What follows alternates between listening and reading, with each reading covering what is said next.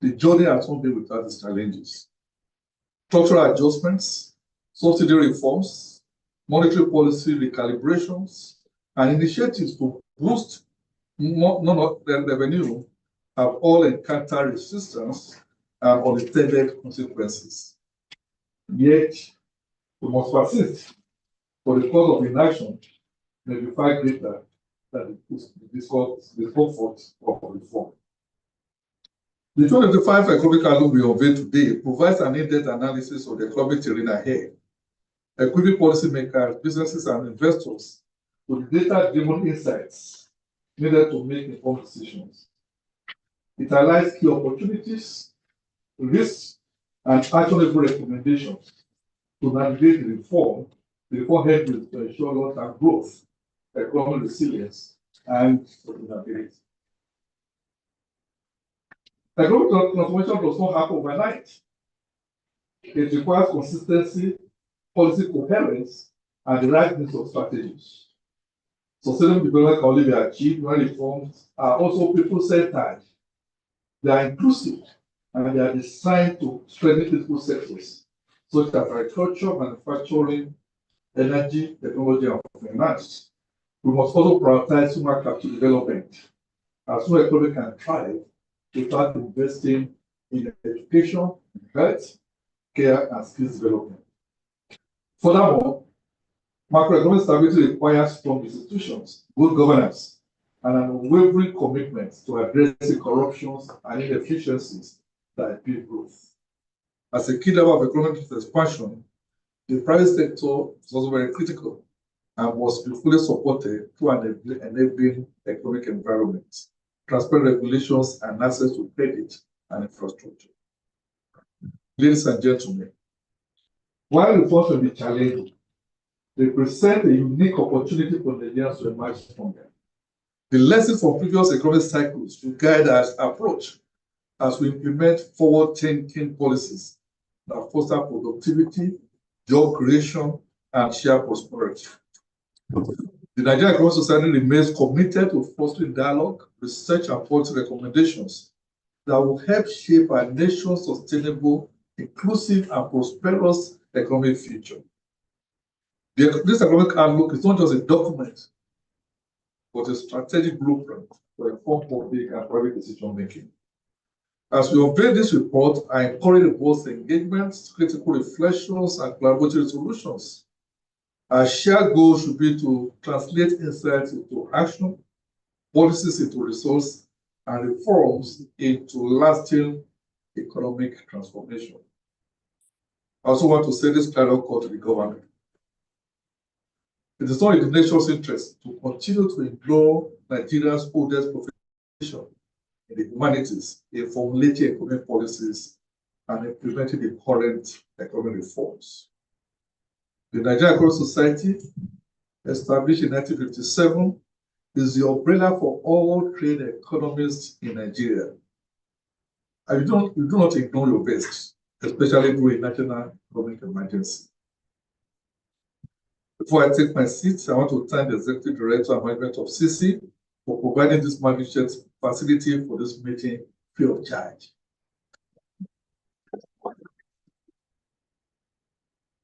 I think it was a look into the force of society.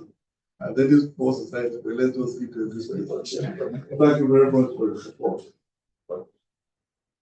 Thank you very much, Dr. Chukwuka Onyekwina. I'm grateful to the chair of today's event, Dr. Shamsuddin Usman, FMES, UN, UEFA.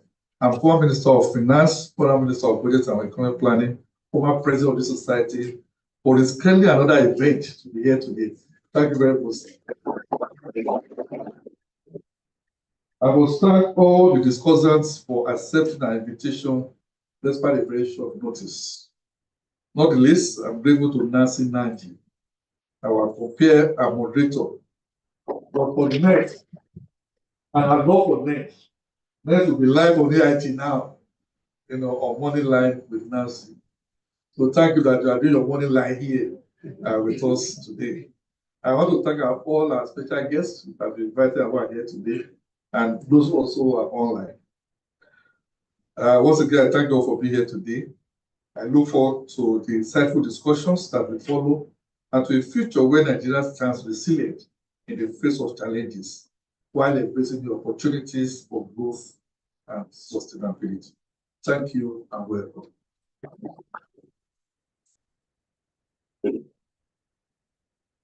Please make that applause louder. For the president of the Nigerian Economic Society, because for Professor Adeniki Nju and his dedicated team at the NUS, they've worked tirelessly, I must tell you, to ensure that today's report provides insightful, data-driven perspectives on Nigeria's economic trajectory. That report will be unveiling in a short while. They've done a fantastic job, I must tell you, and you will see why later. You know, I had an expo, well, you understand, but you know, just before days ago. So please, a round of applause for them again. From that, we'll see anytime at this point, it is my pleasure to invite our next speaker, a highly distinguished economist, as well as a policymaker in the country. Our next speaker has held several positions in Nigeria's economic landscape, including a Minister of National Planning and former Minister of Finance.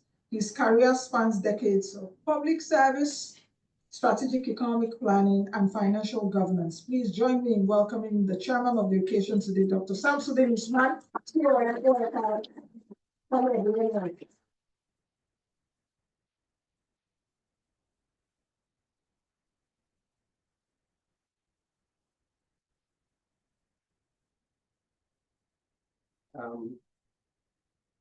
Our compeer and moderator, Nancy, has done an excellent job of the protocols and introductions. So all I will say is good morning, ladies and gentlemen.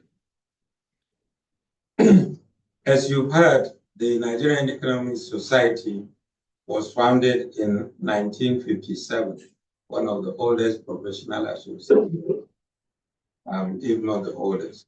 And it has been at the forefront of evidence-based policy advocacy. In the days of the super PAMSEX, nobody discussed any major economic policy initiative without the NES being in the room and on the table. So that's how significant the society is. My congratulations to Professor Adeola Adeniki Nju and the Expo for several pioneering developments that they have achieved in their under their administration. I was the president of the Nigerian Economic Society, as you've heard, in 1986. Nancy, I'm not sure if you were born then. Yes. And I thought I set some records. Professor, you know, is there, and I'm sure he was around at that time. One of the records that I thought I set was, because I was working in the banking industry at the time, I was able to raise so much resources for the society that I actually left for the next administration. But this current administration is heading towards even beating that record. But also several other initiatives. What the event we're attending to today is one of them. The only thing is, I'll say that there's one report that I said that I think you'll find it difficult to beat. And that is the record of, it was during my administration that we extended tenure extension. The tenure of the president of the Nigerian Economic Society used to be 1 year. And we proposed that it should be 2 years, but made it clear that we ourselves were not going to be beneficiaries of that. So clearly, I think it is something that you are benefiting from now, because at least the president has a bit more time to get things done and to achieve. But this is not to actually retract or detract from the amount of initiatives and success that you have achieved. Congratulations. The 2025 economic outlook is another such report that this Professor Sidu and his team have achieved. I really didn't want to discuss the issues, especially with this bright set of younger and more agile economies that we put together. I came to listen. I made just a few comments, but since I had the president himself has gone deep into the issues, maybe I'll just say a few things. We are all familiar, obviously, with the prospects and the challenges, the key challenges. So I'm not going to even have to mention them. But I think it's been agreed by everybody that Nigeria is generally punching below its weight as far as economics is concerned.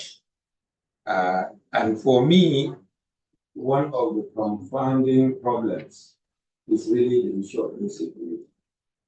Because without security, you really can't get anything done. And this is, people talk of corruption and yes, all those things are, really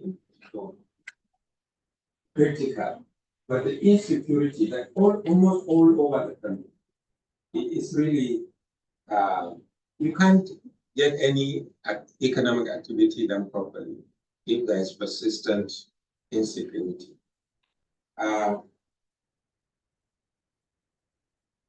And okay, maybe I should just stop here. I had initially just thought I mentioned 2 or 3 other issues, but I refused. In fact, some of the panelists were trying to pick my brains during the while we were waiting to start, and I said, no, I came to listen to you, not the other way around. So, maybe I won't even say any of these things. And just say that it's my great honor and pleasure to be invited to chair this occasion. And again, congratulations to the president and executive of the Nigerian Economic Society, and all of you for honoring us with your presence. Thank you very much.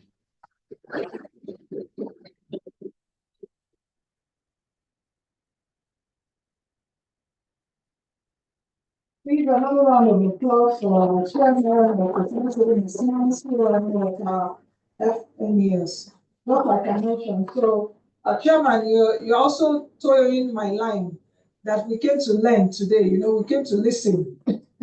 And I can't wait to listen to the eminent and distinguished panelists when they will be coming up. But just even before that, we need to also take a deep dive into the report itself, the 2025 economic outlook, and get perhaps an eagle's eye view of what the NES is thinking about. Because if the NES as an association has been in existence since 1957, they are seeing things that perhaps some of us in this room have not seen. They've been able to take into cognizance trends over the years, how we have done, and been able to put that in that report over there. So next, I will be taking a deep dive into this 2025 economic outlook, which will be reviewed by a non-resident fellow of the NES. His expertise in economic modeling and policy analysis will provide critical insights into what we need to expect for this year, perhaps the remaining few months. We're into the second month of the year already. So please, with a round of applause, can you welcome Dr. Tope Laniro, a non-resident fellow of the NES, to give us the outlook review. We'll be in about 20 minutes. Okay, thank you. Dr. Laniro, please, can you give him a round of applause? The chairman said, young economists, I all of them. So,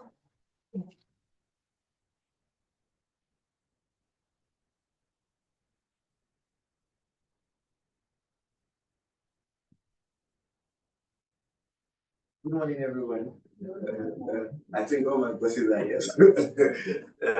Starting on existing protocols, I'll try to be very brief so that we can have room for proper discussion and panel sessions.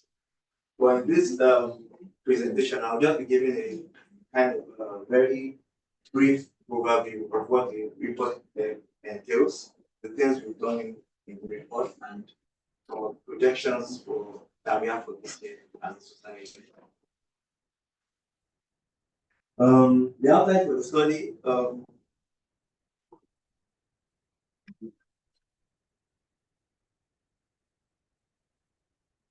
So the outline for the study, the introduction, a brief introduction, we discussed global issues, because obviously Nigeria is a small economy and in isolation.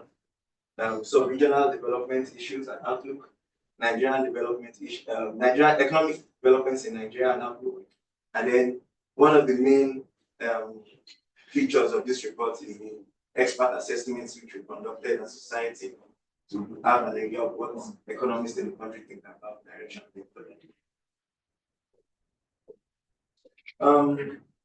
So to have an idea of what to do in 2025, we took a look at what happened in 2024. We can see that the global economy generally, there was a lot of challenges globally, geopolitical tensions, inflation, climate change, and structural challenges. However, despite all of this, these issues have been lingering since the outbreak of the pandemic. But overall, there was the trajectory of recovery was sustained in 2024. Some of the advanced economies recorded modest growth, or most of the advanced economies actually recorded modest growth, but there was still a lot of headwinds that confronted this progress. In the emerging economies as well, we saw a lot of resilience in their trajectory of growth in 2024. So for 2025, we are cautiously optimistic. We believe that this trajectory will sustain, particularly as disinflation progresses, and there's prospect for soft economic landing. However, significant headwinds, significant downside risks persist, including fragile nature of the recovery itself that we are seeing, and then the risk of return to a lot of protectionism across the world, disruptions to disinflation itself, and with that also there's the risk of higher for longer, as we've seen in quite a lot of advanced economies in terms of interest rates. So the current structure of the report as it is now is macroeconomic developments, which are under that is where we have the global section, the sub-regional section, and the domestic section.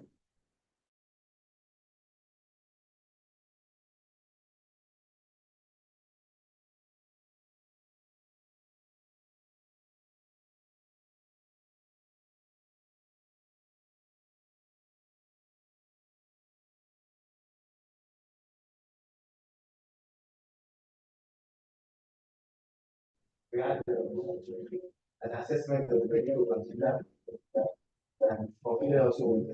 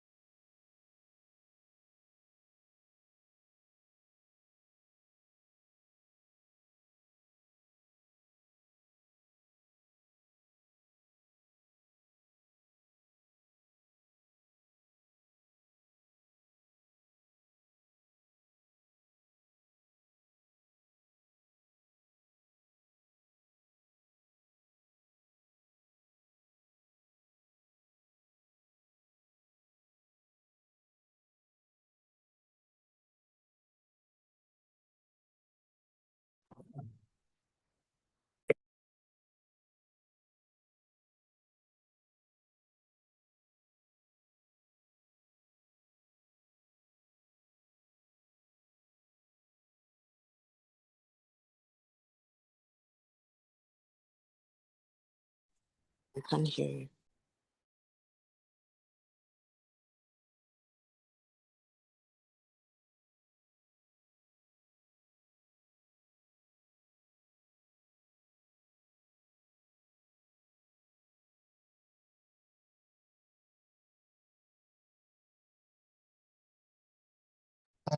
Okay. Yeah. I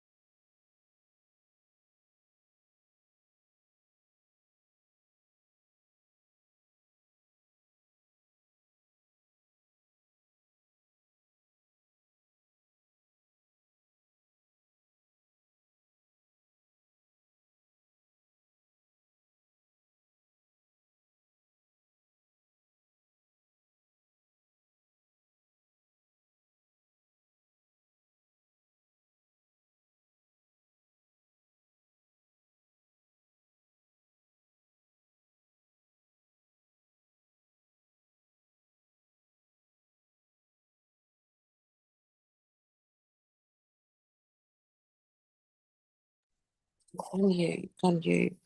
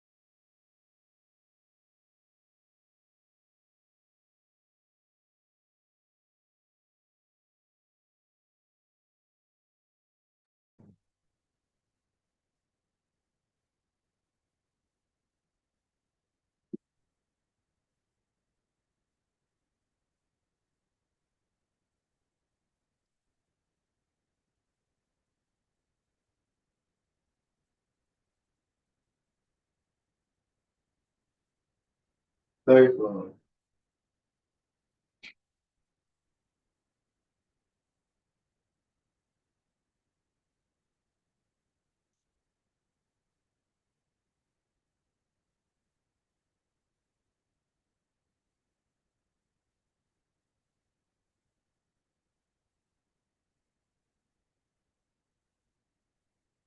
Anyway, I'll continue with the one system. Yeah. So risks to the inflation outlook include rising energy costs still, electricity particularly, although in terms of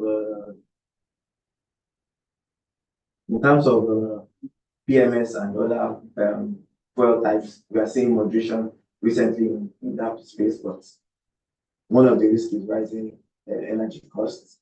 Insecurity, thank God the DSS is there as well. So insecurity remains a risk to inflation, and then exchange rate pressures as well, and my bosses from the CBN also here. Then deficit financing pressure. I think that's also a very key one. As long as deficit financing is rising, it poses a very significant risk to inflation.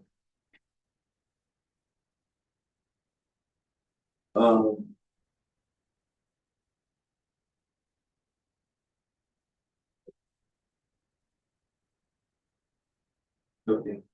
In the money market,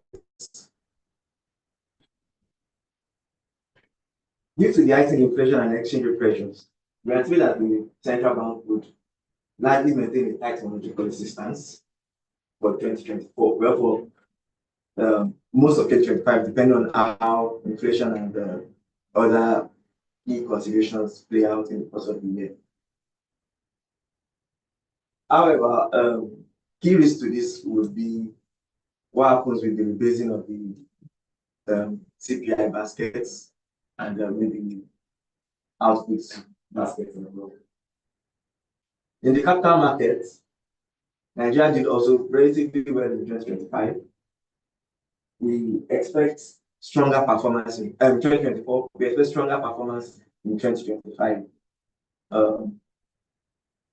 as the bank recapitalization process progresses in 2025. However, key risk to this is the exchange rate issues, which will lead to outflows from portfolio players in the space. And then also the higher for longer global monetary policy rates because of the risk of the imaginary risk of inflation reversal in several of the advanced economies.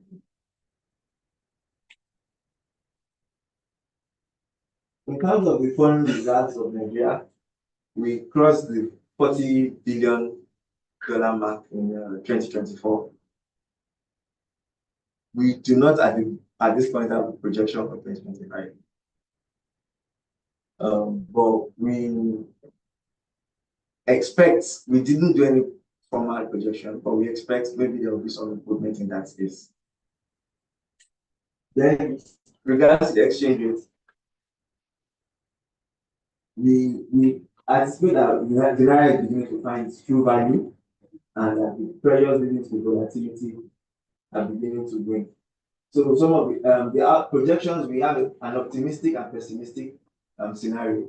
The optimistic scenario is suggesting something around 1,251, and pessimistic suggesting something around 1,798 naira to the dollar. Risks to this outlook include from 2.0, which could induce an oil glut, and then speculative erosion of confidence in the naira. In the fiscal sector, we had this prior to the new budget that has been expanded now. We identified that some of the key areas that the government finds very important includes defense and security, infrastructure, education, and health. And the assumptions are well provided there. Our recommendations in that space include governments to boost revenue through tax reforms optimizing spending, and government should focus on high impact projects and not just spending for spending's sake. Innovative and sustainable capex financing. The government will leverage the stock market or capital markets and the PPP agreements in that to help to improve the fiscal space for government and reduce budgeting. Debt management, strengthening frameworks to align borrowing with sustainability, and then enhance governance through improve transparency.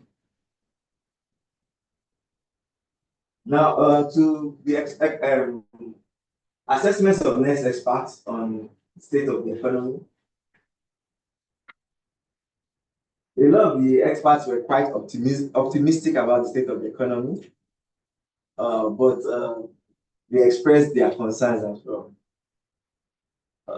Part of the key challenges that were identified by the economists in the country include inflation, high cost of living, currency devaluation, unemployment, poor infrastructure, access to credit. These are like top 5 or 6 problems that were identified from the surveys. In terms of effectiveness of government policy, quite a lot of them felt policies were ineffective. The next group felt were neutral about the policies, so maybe loss of faith or something like that, or something around that. However, some actually felt it was very effective, and so have that also. Then the drivers of economic growth that a lot of the economists felt were agriculture and natural resources, private sector growth, government spending, foreign direct investment was not. People feel we are underperforming in that regard of FDIs into the country. Key areas that economists have suggested that government need to focus on as a nation to drive growth: agriculture, manufacturing, infrastructure, education, and technology. Now, this is just some of the poll results as well. The average growth rates from the poll suggested something around, in the outlook, something around 4.25. Inflation rates 28.41, exchange rate 1,570, crude oil price $78 per barrel, local crude oil production 1.95, maximum lending rate 28.8, electricity generation 5,706 megawatts, poverty rate for 2.51, employment rate 37.92, and PMS at 874.53. But overall, the respondents felt like Nigeria was largely underperforming and that there's room for better performance as a nation. And then, so based on that, 35% of the respondents are optimistic about improvements going into 2025. So these are just, I will be discussing this at length just to highlight in the main reports where you can help yourself to some of this information. There's a detailed conversation around the implications of Trump 2.0. And it has actually, the new regime has led to our expectations because some of the things we expected are already playing out in the new administration. One key one I would like to identify, however, is beyond the trade conversations and all of that, is the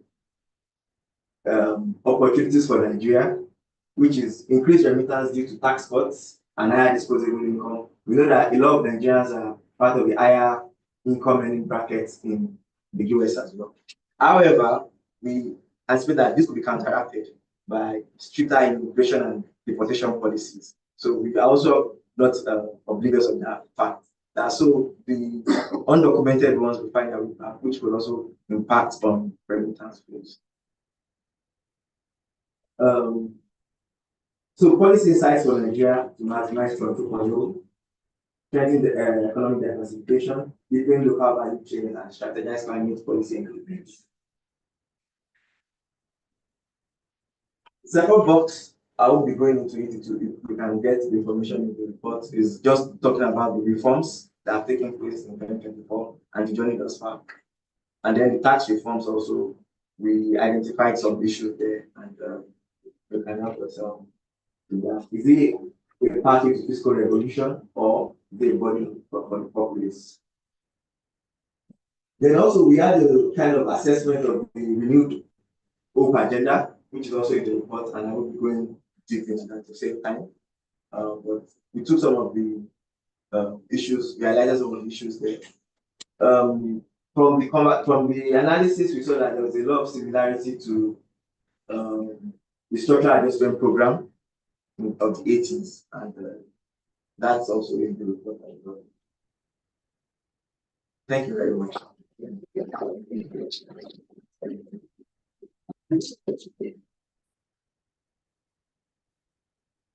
Round of applause for the secretary. You know, it's not easy standing in public and presenting, because some people take what we do for granted. But can we give Dr. Laniro a round of applause, and I'll tell you why. We know that he's not a public speaker, but he tried, you know, to do this presentation because it's economics. So he really needs to tell us what the NES has come up with. So, Tokwe, you come out, we'll do a course together, you know, so that next time you're able to. But thank you very much for your presentation. At least we got the meat of the matter. What the NES brain is trying to dish out this year. So thank you very much again, Dr. Tokwe Laniro, for that. With the Chairman's kind commission, Chairman, do I have your kind permission, sir? Our commission, you know, that we now proceed to the panel session that will, of course, feature some of the brightest minds in the room in economics, policy, and financial research. Like I mentioned earlier, we will be having 5 of fantastic people in the room join me here on stage to take a look at what the NES has done, and we would also try as much as possible to prick their minds. We will delve into the topic titled Navigating Reform Headwinds for Long-Term Growth and Sustainability in 2025 and beyond. But just before that, let me also quickly acknowledge that there are people online that have joined us too. While we were doing that presentation, a few people that I know, I think we should also give a round of applause for Dr. Yila, former director at the DFD of Central Bank. He's joining us, he's also on this call with other professors that are joining us online. So we're not just talking to ourselves here. And I hope that even when the question and answers come up, I'd like to hear from those online to join us. So I want to quickly acknowledge you. Our first panelist is Dr. Hassan Mahmoud, a seasoned economist and central banker with over 30 years of public service expertise and experience. His expertise in monetary policy, exchange rate management, and financial sector reforms has been instrumental in shaping Nigeria's economic direction. He served as director of both the Trade and Exchange Department as well as the Monetary Policy Department at the Central Bank of Nigeria, leading pivotal policy shifts that influenced macroeconomic stability. Please welcome Dr. Hassan Mahmoud to the stage. Please make it louder.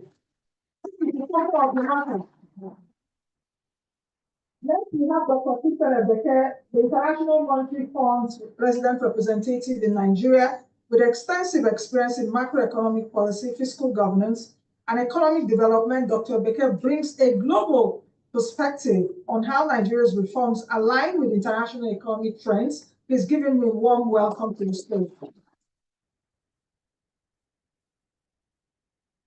Joining us next is a distinguished academic and financial economist, Professor Uche Owaleke. He's Nigeria's first professor of capital markets. Please, a round of applause for that. I remember my days at the Stock Exchange years ago, and he's currently the director of Institute of Capital Market Studies at Nasarawa State University, a former commissioner of finance in Imo State with a wealth of experience in financial regulation and economic policy. He's also had a stint at the Securities and Exchange Commission. Professor Owaleke is a thought leader in Nigeria's financial sector. Please, another round of applause for him. Our next panelist is Dr. Chuka Onyekwana, the Executive Director at the Center for the Study of Economies of Africa. Of course, they've done a lot of work in terms of research and charity and development economics as well as in the public finance. Thank you very much.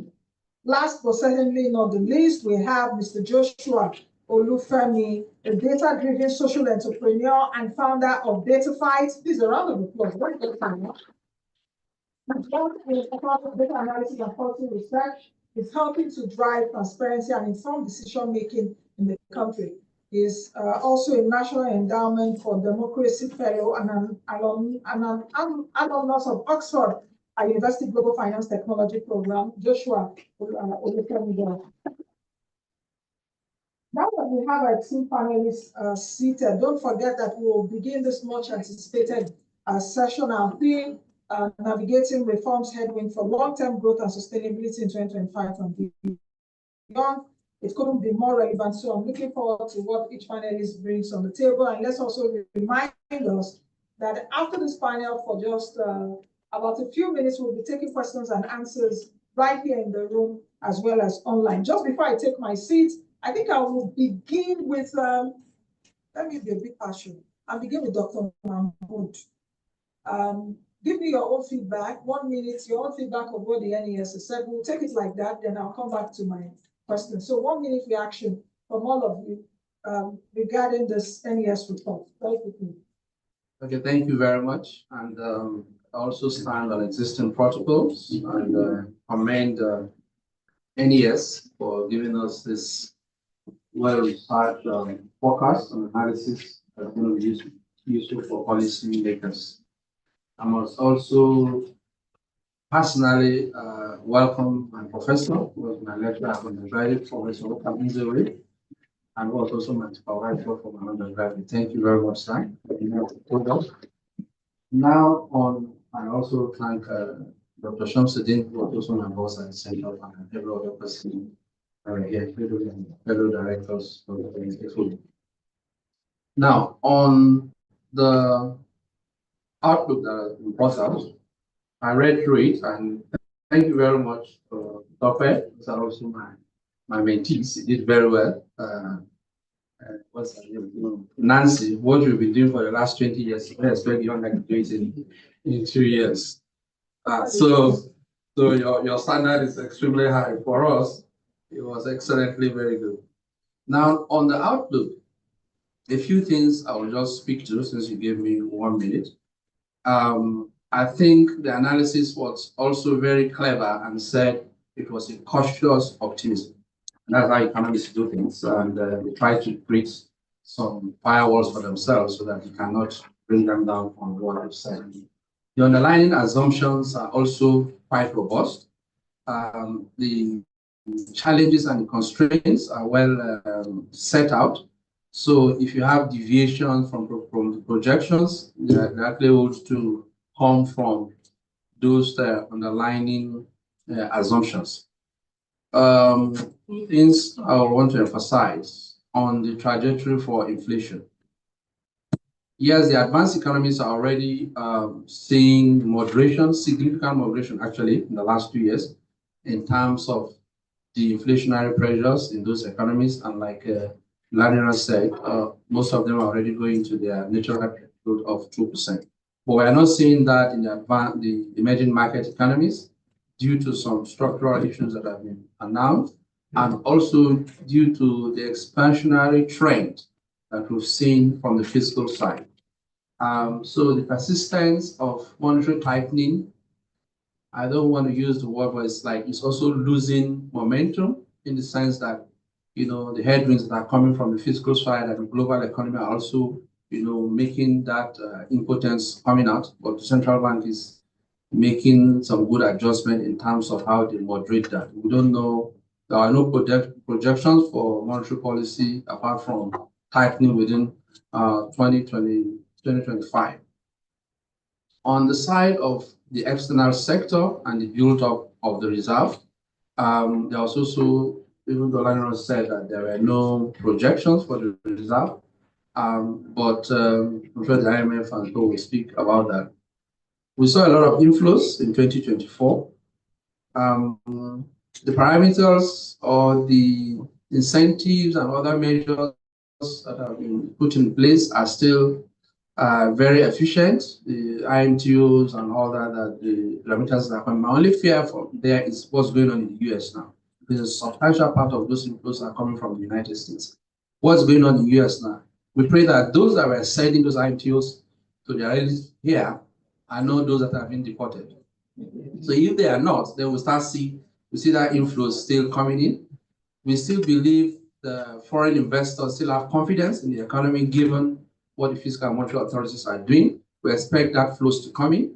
I'm only worried about monetizing those inflows. If those inflows can come and go into infrastructure development, mechanized agriculture, manufacturing, healthcare, education, fine. But if they're going to come in and they're monetized and impact on the money supply you have within the economy, we see that firing back up on our inflation numbers. Nancy, I think I will stop there. Give others to speak. Thank you. Thank you so much, Nancy, and thank you, NES, for inviting the IMF. I think the report was extremely comprehensive, and it also tells us about how busy 2024 has been in terms of policy implementation in Nigeria, with circulars flying all the way from the central bank almost every day. Last year, the new circular was put forward to address the specific issues, but also on the fiscal. We heard a lot about the tax reforms and how Nigeria should transform its tax system, but also any other initiatives on the oil and gas sector to incentivize more investment, including from the PIA angle. So a busy year, and the report talks about it, and that's why it was quite dense. It also tells us that it's going to be very difficult to disentangle exactly when the turning point is going to be, especially because of the lag of some of these reforms, right? Monetary policy takes some lags before it impacts aggregate demand. Fiscal policy has usually a shorter lag. Implementation lag takes more time. So very, very complicated landscape for economists. That's why I think the mantra is we are all cautiously optimistic about the future. Something that the report, maybe I misread it or I didn't pay enough attention, but I would have hoped that the presentation talks a lot also about how to buffer the impact of this reform on the population and what is really the stance of NES. Right? There is a debate in Nigeria whether the direct payment to households is something that should be done. Some people believe that no, you have to strengthen community instead of giving cash to people. I would have really hoped to hear from Nigerian economists on that particular huge debate. We all understand that these reforms have distributional consequences, but how to buffer the impact on the most vulnerable? What is the best way we should be doing this, right? And some organization has been criticized for pushing the agenda towards cash transfer. So what is the average position of NES? I will just conclude on when the reform were implemented by the administration, it was based on a certain landscape globally, right? So we knew what the world economy is going to be, and there were some assumptions about growth and exchange rate, but also interest rate movement, financial condition globally. Now the reality is different, right? So the landscape when the reform were implemented is no longer the landscape when the reform are going to impact the economy. So we are in a completely different world. You can see how, foreign aid, the landscape is being shifted. You can see how global economic fragmentation is now coming back again as a key topic. So when we were expecting the reform to start giving us tremendous impact and positive impact on the economy, now we are faced with a new reality, which is external demand and the global uncertainty that we are faced. So how agile will Nigerian authorities be in 2025 to make sure that this new reality is built in the contingency plan?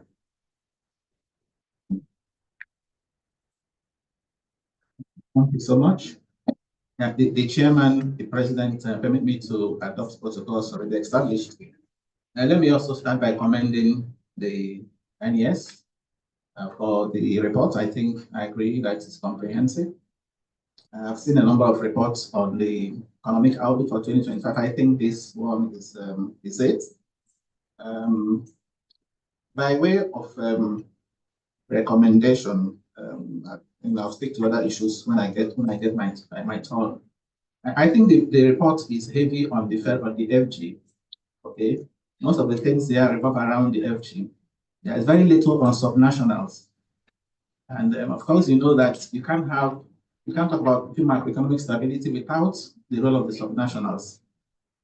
Today, we all know that part of the worry the central bank has to do with fiscal surprises. The fact that the reforms have led to a number of subnationals now having more money than they used to have. And each time the central bank worries about money supply, the subnationals contribute because of the much they are getting. So I was expecting to also see issues that they also address subnationals in that report. The other one too has to do with the recommendations. Many of them I see as general. I would want to see going forward that some of the recommendations are specific.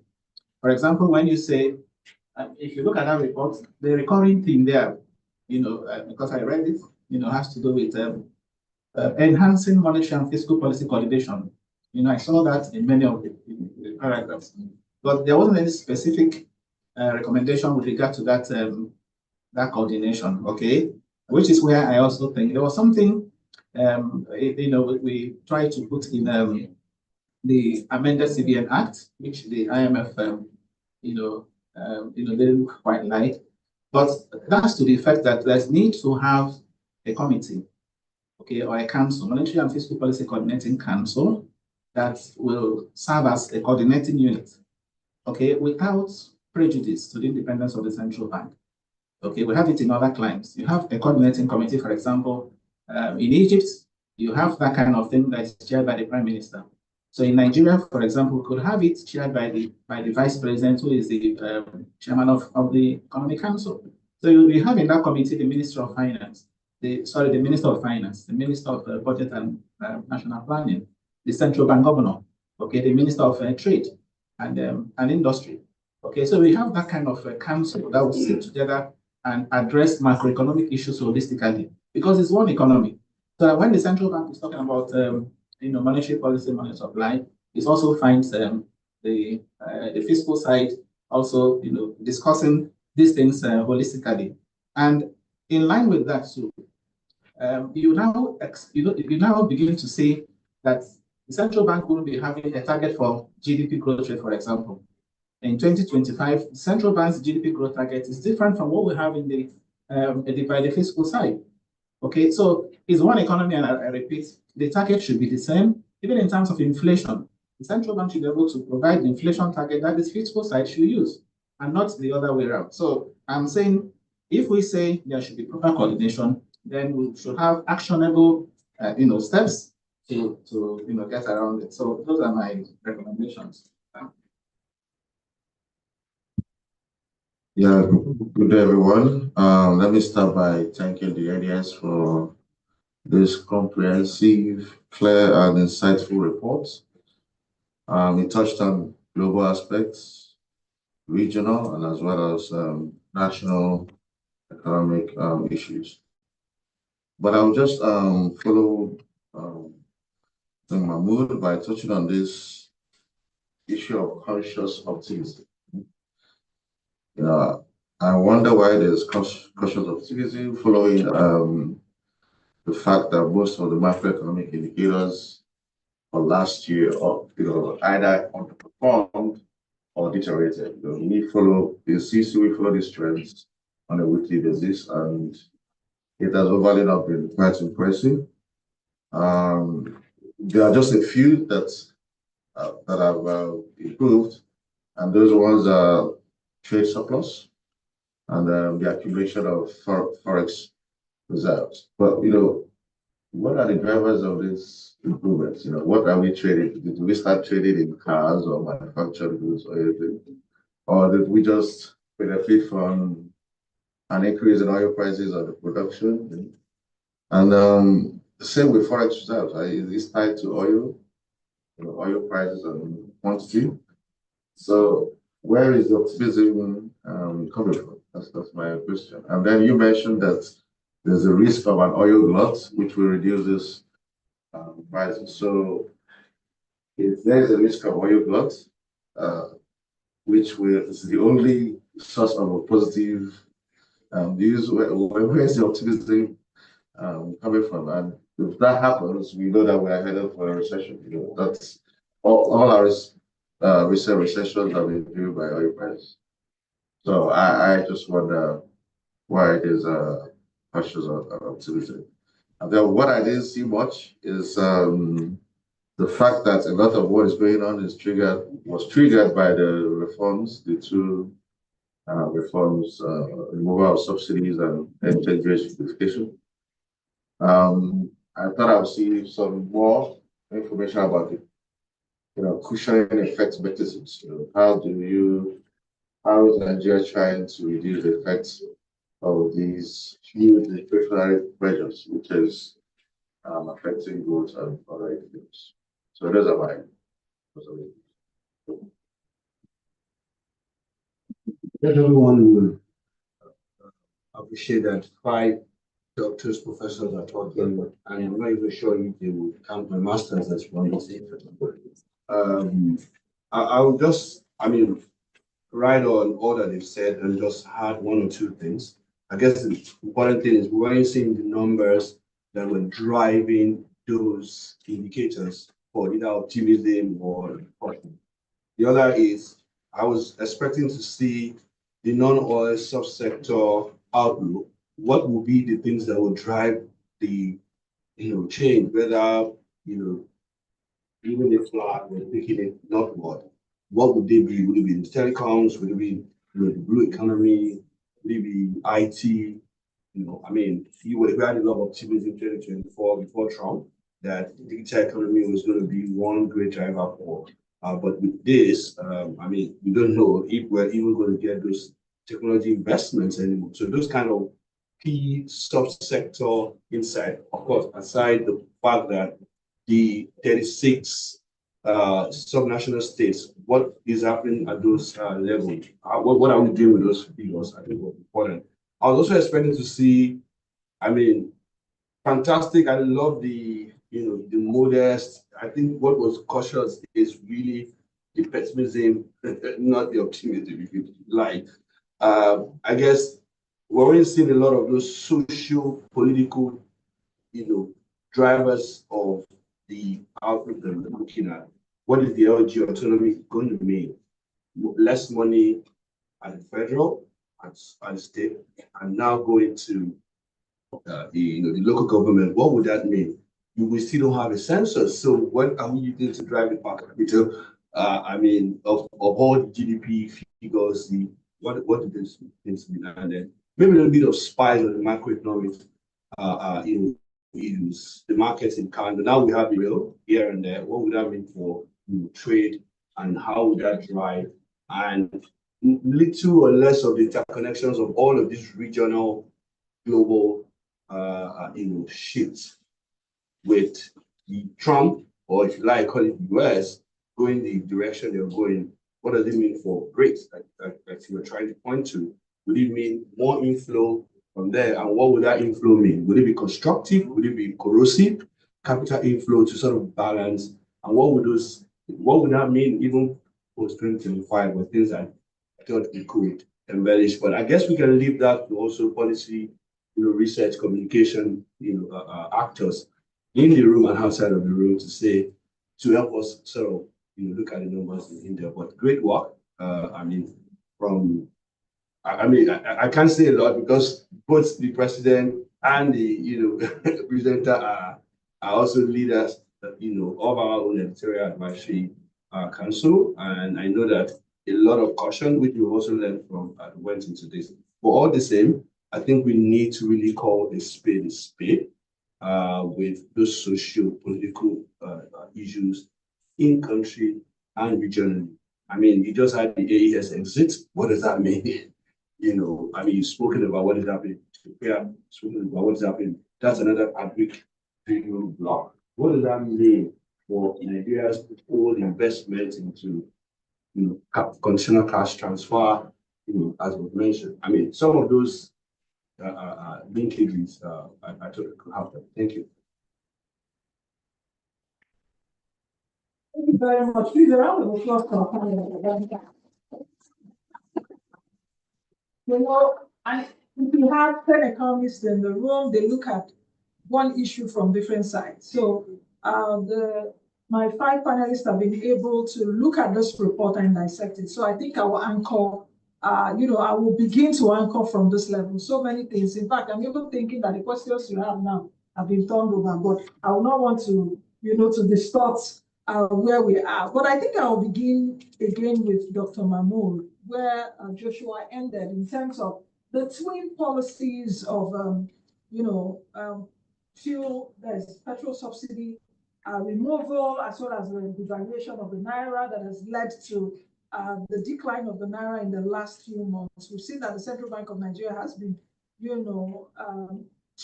struggling to maintain the value of the Naira. So Nigeria's energy sector reforms, particularly subsidy removal and transition efforts, have been facing also resistance, due to affordability concerns and some of the other concerns that we know.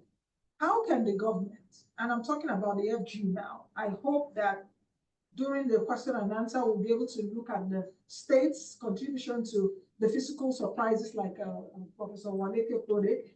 How can the federal government now balance short-term socioeconomic pains with long-term energy sustainability while ensuring that the reforms do not stall? I assume that Dr. Beke and his colleagues just across the streets in Washington, the World Bank, would not want these economic reforms to stall. But how do you expect the government to balance this? And let me just add this very quickly, Dr. Mahmood.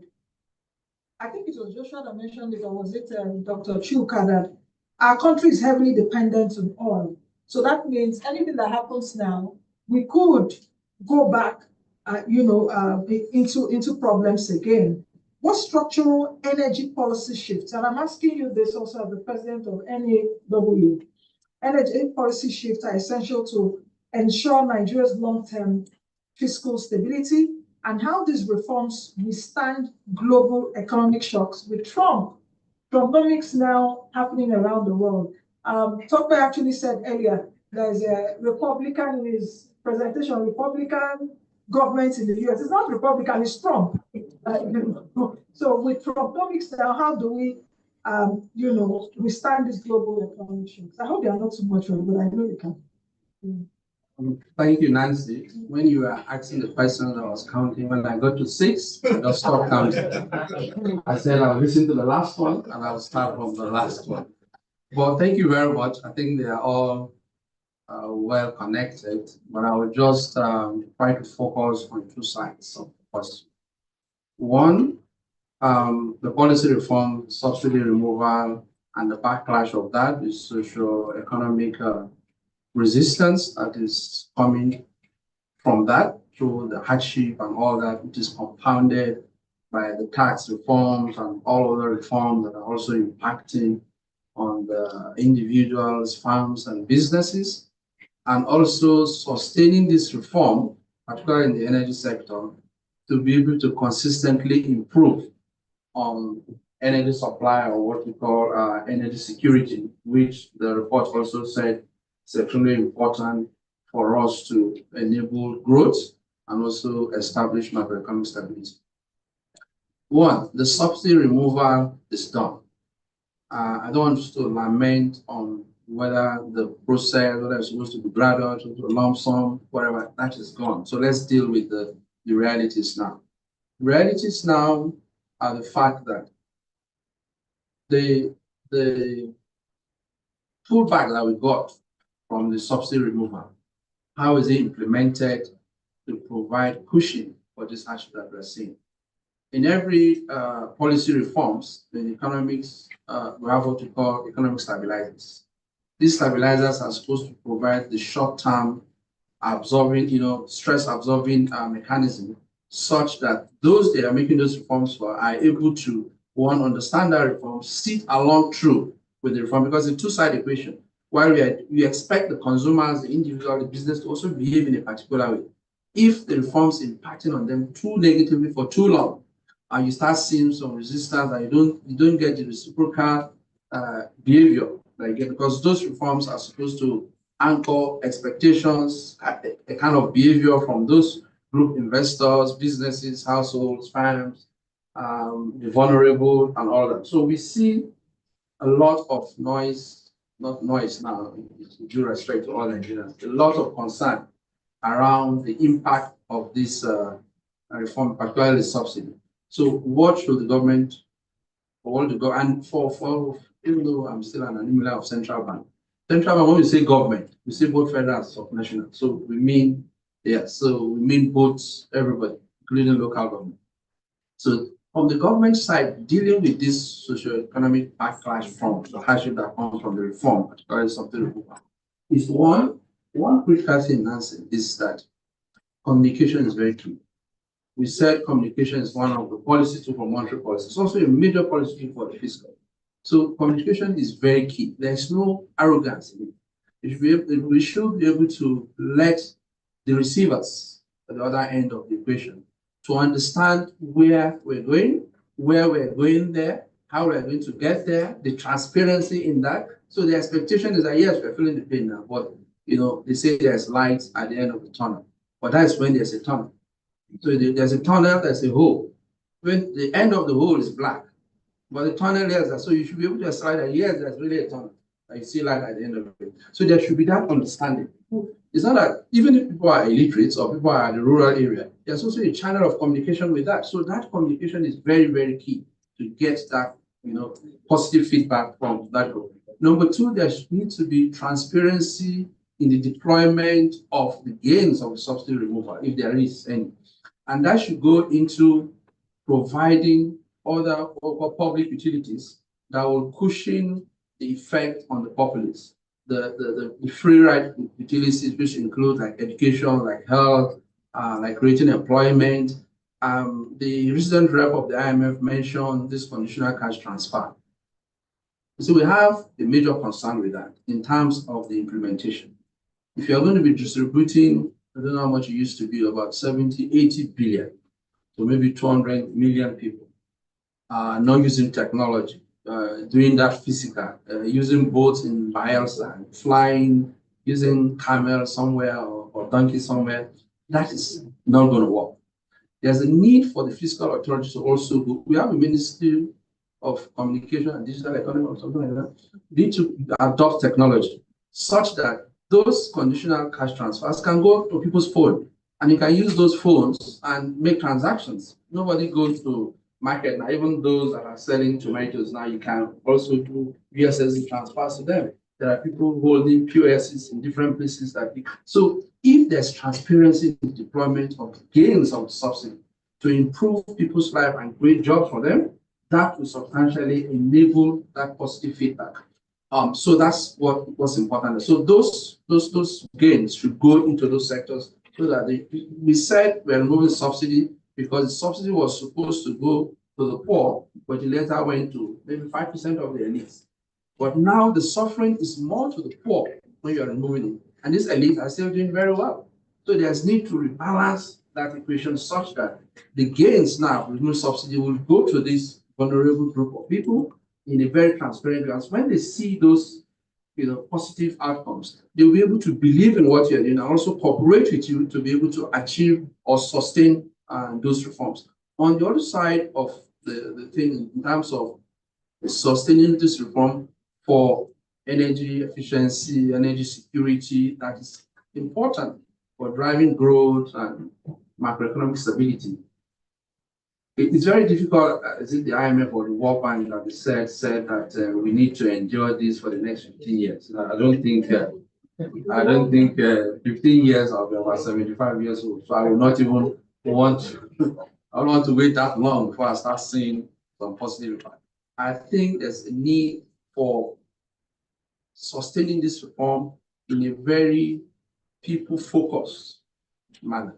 You don't, if somebody has diabetes and said you want to cut the person's leg and said, no, I can endure the pain, don't cut my leg. You don't say, no, I will cut it.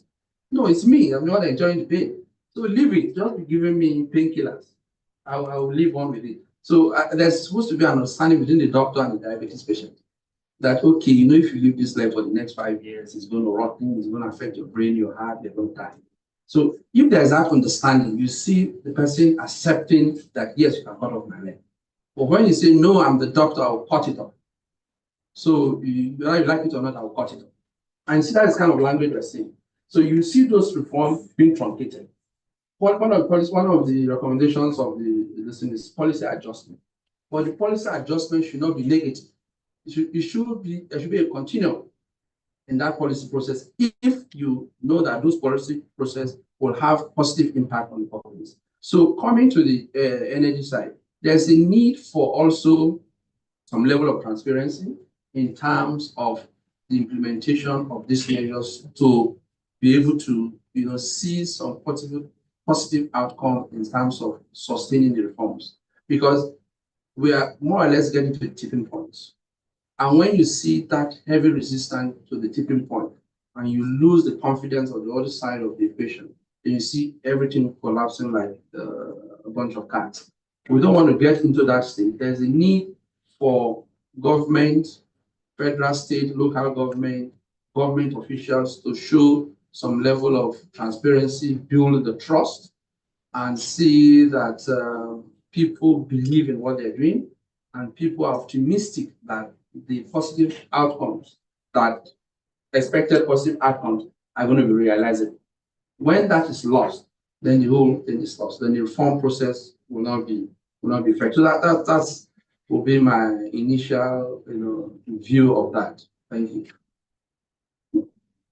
Thank you very much, Dr. Mahmood. I heard you clearly when you said 15 years. Not to tally with Dr. Obeke, it was World Bank that said it, and precisely Dr. Ndemi Gill. And I remember I took him up on it in November, also October, the NESG, and he tried to explain himself then. But let me come over to Dr. Obeke, and of course, you have a global perspective. Many developing economies have implemented economic reforms that have failed as well. You perhaps due also to weak institutions and policy reversals. Dovetailing from what Dr. Mahmood mentioned earlier, that perhaps we also need to look at the reforms, not for it to stall. NES mentioned policy adjustments earlier. What governance frameworks must Nigeria strengthen to ensure credibility, that's reform credibility, as well as investor confidence and long-term economic transformation? Yeah. Thank you. Yeah. Okay. I think the issue of institutions is something, when you do development economics, you understand that at the end of the day, everything rotates around governance. There is no macroeconomy, there is no fiscal policy, monetary policy without strong governance around it. And in the context of a country like Nigeria, we did some research last year where we were basically comparing countries that are deep into policy trade-off and what type of reform they can do to actually, get back up. And what we found out is you have what we call first-generation reforms right now at the IMF, right? Those are the basic reforms that you need in the governance part, in the business deregulation, but also in the external sector side. When you combine these three types of reforms, then everything else can follow.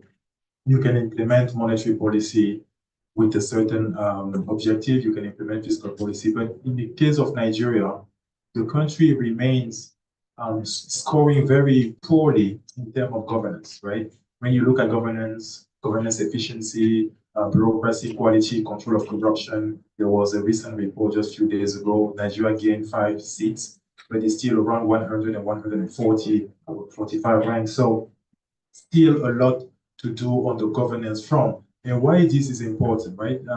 Our latest research published in October last year in the context of World Economic Outlook actually showed that when people do not trust the reform process because of bad governance initially or because of misuse of public funds, they don't really follow what you're doing and they will not buy into it, right? So it's very important not only for economic efficiency to strengthen governance frameworks, but it's also very important even for policy deployment and policy implementation, and for these multipliers to have a strong impact on the economy. For us in 2025, we see 3 main priorities in terms of what should be done. You can call it governance framework for Nigeria in 2025. But first is really consolidating the stability gains, right? Dr. Mahmoud talked about it, how to consolidate the gains, how to make sure that the effort paid by Nigerians in terms of subsidy removal, in terms of exchange rate unification, how this now translates clearly into the budget of the federation and how this is then impacting the pockets of the most vulnerable households and businesses. So this flow of funds has to happen, right? There is no subsidy reform that should not increase fiscal space. We expect the reform to increase fiscal space and then that space to be used to strengthen social protection, to be used to promote infrastructure. But again, if you don't have strong governance around it, even that fiscal space can be misused, right? So, and you can have leakages. So that's first. The second point is really how to manage vulnerabilities. We were discussing the global economy, how uncertain it is. Again, if you don't have a governance framework, if you don't have the system whereby you have contingency plan ahead of time, where you have a budget process based on credible macroeconomic assumptions, where you already anticipate if there is a revenue shortfall, this is the type of adjustment that we will do, this is how we will recalibrate, so that when times comes and you're facing a downside shock or downside risk, you can have a governance system that is pretty agile and you can quickly change gears. And the third point is really, what is the framework we need to think about to stabilize the economy, but towards what objective? Right now, we talk a lot about stabilization. You know, we need to achieve macroeconomic stabilization in Nigeria, but we stabilize at a low growth regime, or we want to stabilize so that the economy will then be fired up and we will move towards a higher growth regime for Nigeria. I think that Nigeria needs stability, but with a higher growth ambition. So what is the type then of stabilization mechanism you have to put in place so that when the economy gets back to its feet, the sectors that are the most productive will be the first to enjoy the new regime, right? So stabilization, for the sake of stabilization, you will end in a low growth and low inflation, right? Imagine even if we get to 15%, you can get to 15% inflation, but still grow at 0.5 or 1% of per capita income, right? GDP per capita of 1%. This is still too low for Nigeria. So what is then the framework we need to put in place on the supply side so that when stability is finally reached this year, the prospect for 2026 onwards are really on the optimistic side, especially on the supply side. That's why priority sectors, such as agriculture. You know, in many African countries, agriculture is not a sexy sector enough. Despite the huge general equilibrium impact that it has, you know, Dr. Mahmoud was at the CBN. Agriculture impacts food inflation, which impacts monetary policy. Agriculture impacts export, which impacts FX reserves. Agriculture impacts job creation, which impacts security. Agriculture is really one of the key sectors with all the potential general equilibrium effect you can think of. Then you have power, you have security, you have manufacturing sectors. What is the roadmap and what is the strategy right now that is being put in place so that after stability, quickly we move swiftly into a new growth regime for Nigeria in the area of 6 to 7%? Thanks.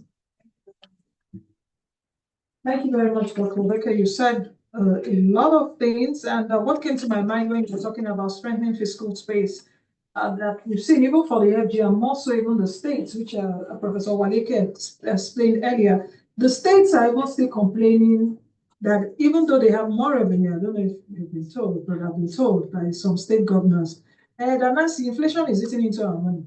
Yeah. So states are getting more monies, but the governors are now giving excuses for not doing what we expected them to do because, according to them, inflation. So that begs the question which you're asking, how do you now do, you know, that governance framework you're talking about, if you're looking for perhaps less inflation, how much will it impact growth? And we also know that the states are also part of growth drivers, but so many things to think about in this, this panel. But I think I'll go over to Professor Waleke. And Dr. Manuel mentioned earlier capital markets. I think he glossed on it, you know, a bit. And I know, of course, as the first professor of capital markets in the country, how can Nigeria deepen its capital market to absorb the shocks of ongoing economic reforms while sustaining growth? And let me just also add this to it as an addendum. given the current monetary tightening that we've seen from the Central Bank of Nigeria, I know that anytime that Cardoso and his team increases monetary rate, you're always screaming somewhere, high borrowing costs and as well as high exchange rate volatility. How can the capital markets in Nigeria be positioned to attract long-term domestic and foreign investment without destabilizing macroeconomic fundamentals? And I also need to put in here the anticipation of the NBS rebasing of the GDP and CPI, and to see how, if that will have any impact at all. Over to you, Prof. Thank you so much. Thank you, Nancy, for those questions. Two major questions. The first one is talking about how we can deepen the capital market, right? Okay. So when you talk about debt, capital market debt, what comes to mind is liquidity. Okay. Capital market debt is all about ensuring that the capital market has liquidity. And for the capital market to have liquidity, there must be large number of, buyers and sellers. Just like what we read in a perfect market, you need to have large number of buyers and sellers such that no one player can influence, the price, the prices. And then how do you have large number of buyers and sellers? How do you have large number of issuers and investors? Okay, the sellers and the buyers. Let me even start with the issuers. The issuers too speaks to the number of listings that we have in the market. Today in Nigeria, we have about 251 companies that are listed on the main bourse. The main bourse is the Nigerian exchange. In South Africa, we have 274 companies that are listed on the Johannesburg Securities Exchange. Over here 151. But it's not just about listing. Our own companies that are listed here, the nature of the listing is such that has what we call concentration risk. Concentration risk in the sense that if you remove the first 10 companies, the market cap will collapse. If you remove the likes of Dangote Cement, you remove the likes of Boa Cement, MTN, Geregu, and a number of others, the market cap will just go. Today, the market cap is around, equities market cap is around 65 trillion. And just 10%, 10 out of 151, accounting for over 60% of the market cap. So that's concentration risk. Okay, so one way we can deepen the market, therefore, is to, on the side of the issuer, is to attract more companies to, to list on the members. And one specific recommendation I want to give in this direction is for the government to use incentives, particularly fiscal incentives, to be able to attract companies to list. I happen to chair the subcommittee on presidential fiscal committee on tax reforms, fiscal policy and tax reforms. I chair the subcommittee on the capital market, and that's, if you check our report, you also find these recommendations. The one that is out there now is the one on tax, the tax bills. But that committee has also made, a whole range of recommendations to do with fiscal policy. It's not just about tax. We have done recommendations with respect to spending, government spending, government budgeting, and also, how to revive the capital market, or both the capital market. It's not just about tax. So one of the things you will find there, which my subcommittee recommended, is the issue of use incentives to boost activities in the capital market. A good example for it is to use even tax. Today, large companies in Nigeria pay 30% tax. Okay, so, and the recommendation you find even in the tax bill is such that the company's income, tax rates for large companies will be reduced, if you like, progressively from 30% to 25% by the year 2030.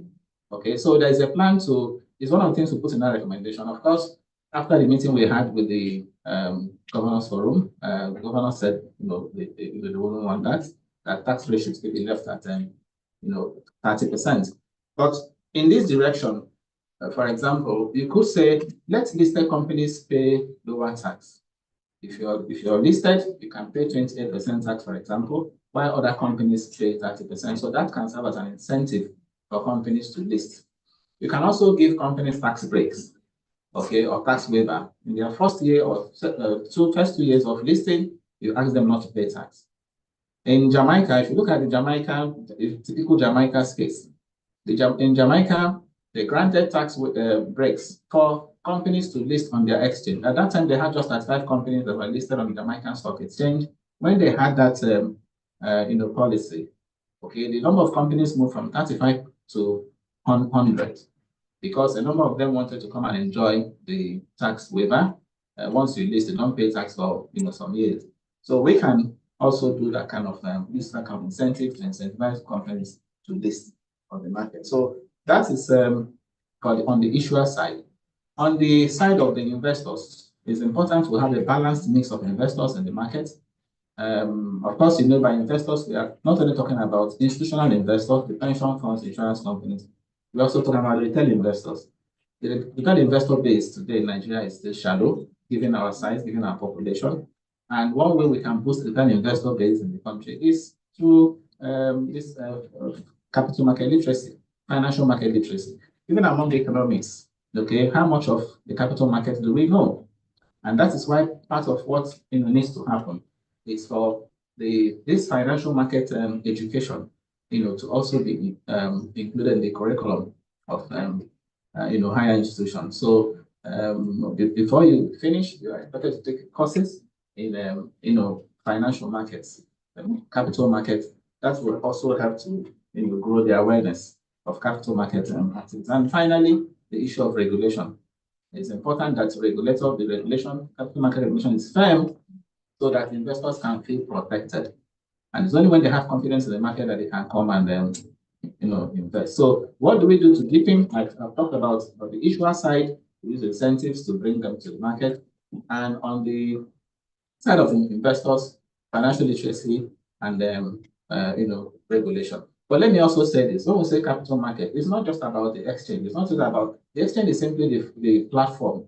Okay, capital market is about long-term funds. Okay, the market for long-term funds, which is why I want to commend what the government has just done. The recent increase in the budget, 2025 budget by 4.5 trillion. Much of it is going to recapitalize the Bank of Agriculture and the Bank of Industry. So what that will do is to position them, give in a position to now lend, do long-term lending for development purposes. So that's what capital market is all about.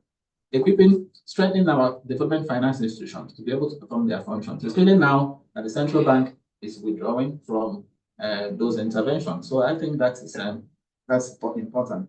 Then on the issue of how do we also attract foreign investments via the capital market. Again, that also speaks to the breadth of the market. When you talk about breadth, one of the things you're also looking at is the diversity, the variety of the products I have in the market. Okay, in the market today, traditionally we still have shares and bonds, and the good thing is that we also have exchange traded funds and even derivatives. I was one of those that also worked to introduce derivatives in our market, and today we have derivatives in our market. So we have these products there now, but it's also important that we put in place an environment where foreign investors would also want to come in, not only to bring in hot money, foreign portfolio investments, but also bring in the one that will last. And that is where macroeconomic stability is very critical. That's also where coordination between fiscal and monetary policies is very critical. Finally, on this coordination and macroeconomic stability, again, I want to come back to my specific recommendation, which is what I want captured, that there is need for us to have a fiscal and monetary policy coordinating council chaired by the vice president. Membership will just be 4 people, 4 Minister of Trade, Minister of Finance, Minister of Budget, and the CBN governor. Then that council will be assisted by an economic intelligence unit, a technical team that will comprise the president of NES as the chairperson. You have the directors of research, central bank, NMPC, Statistician General of the Federation, and a number of them. So these recommendations are there. If you have an economic think tank, like an intelligence unit, supporting the council itself that takes the decision, I think coordination will be better enhanced. Thank you. Thank you very much, Prof. Prof, let me take it from, because at least I think I have perhaps residual knowledge again, because you're talking about this coordination. I think there's something like that, but perhaps they haven't met in a long time. The Monetary and Fiscal Coordination Committee, I think they called, perhaps in 2004. Yes, it has been in existence since 2004. It's still there. Yes, but I don't know when last they met. Yes, Monetary and Fiscal Coordination Committee. I think that's what they call it. No. The one you're talking about, of course, these issues came up even in our committee, the Presidential Fiscal Committee. We talked about it. And it was also said that this committee, has been there. But look at the composition of that committee. It is different from what I'm talking about. What I'm talking about is the one that would involve is the Minister of Finance, the Minister of Trade, and Minister for Budget, and the Central Bank Governor, chaired by the Vice President. At that level, the one you're talking about will have, if you check it, it has maybe the DMO, exactly. That's not what I'm talking about. DMO, Assistant General, and the rest will come under the intelligence unit, the technical team that will support that decision-making body, which is the council. So since we have something like that, would you canvass for strengthening it, or should we now create something else? Instead of jettisoning the baby and the bathwater, that's something we should just. It's not. I'm just asking a question. But I think we would go over to Dr. Onyekwana and. President, yes, I hope you're taking note of what we're saying, and perhaps even as we end, you could have responses to some of the things that have been said here, or even Dr. Lanyo. So, Dr. Onyekwana, let me take you up on so much has been said about unintended consequences of the structural reforms. How do we, look at these reforms moving forward, especially this year, so that Nigerians see that perhaps they're economically sound, though a lot of people believe they are not economically sound, or they are not people-oriented, and socially equitable for long-term sustainability? I think it was Dr. Beke or Dr. Mahmoud that I mentioned, it's like 5%. When we're talking about, I think is it the reforms or so, that a few people are getting the largest from this reform. So how do we make it as socially equitable for long-term sustainability? And let me also mention this. I think it was Joshua that talked about non-oil outlook earlier on, which was not captured here. What pragmatic policies and institutional reforms must be implemented to ensure that there's a shift from resource-dependent economy to a productivity-driven economy? As someone that looks at the economy from my vantage point every day, I see in Nigeria that there's a decline in productivity. Even our employment, our labor workforce now is really declining, and we've not even started a productivity conversation. So how do we ensure a productivity-driven economic model that makes us have long-term prosperity? Okay, so there are two questions. Let me take them one by one. I'll start with the one about structural reforms and the unintended consequences. I'll start by questioning the question. When you say unintended consequences, so you have a country that fuel prices constitutes a huge cost for households and firms, because transportation cost is key, but also fuel comprises energy pollution. And you move the cost. You have a policy that moves the cost from 197 to 1,000. And then you have an import-dependent country, and you try to stabilize the exchange rate. Good, but it now stabilizes at twice its value to the dollar. It's not rocket science that will lead to inflation. It's not like unintended. The uncertainty is not, the uncertainty is not huge. It's quite certain. If you have done a pre-assessment of the impact of such removal on sectors, it will be clear that it will be highly inflationary. So now we have got into, heightened inflation, hardship, poverty increasing, cost of living crisis. So it points to the need for evidence-driven structural reforms. There were countries like Mr. Rebecca mentioned that, subsidy removal is, it increases the fiscal space and allows you to invest in other sectors, but you need to,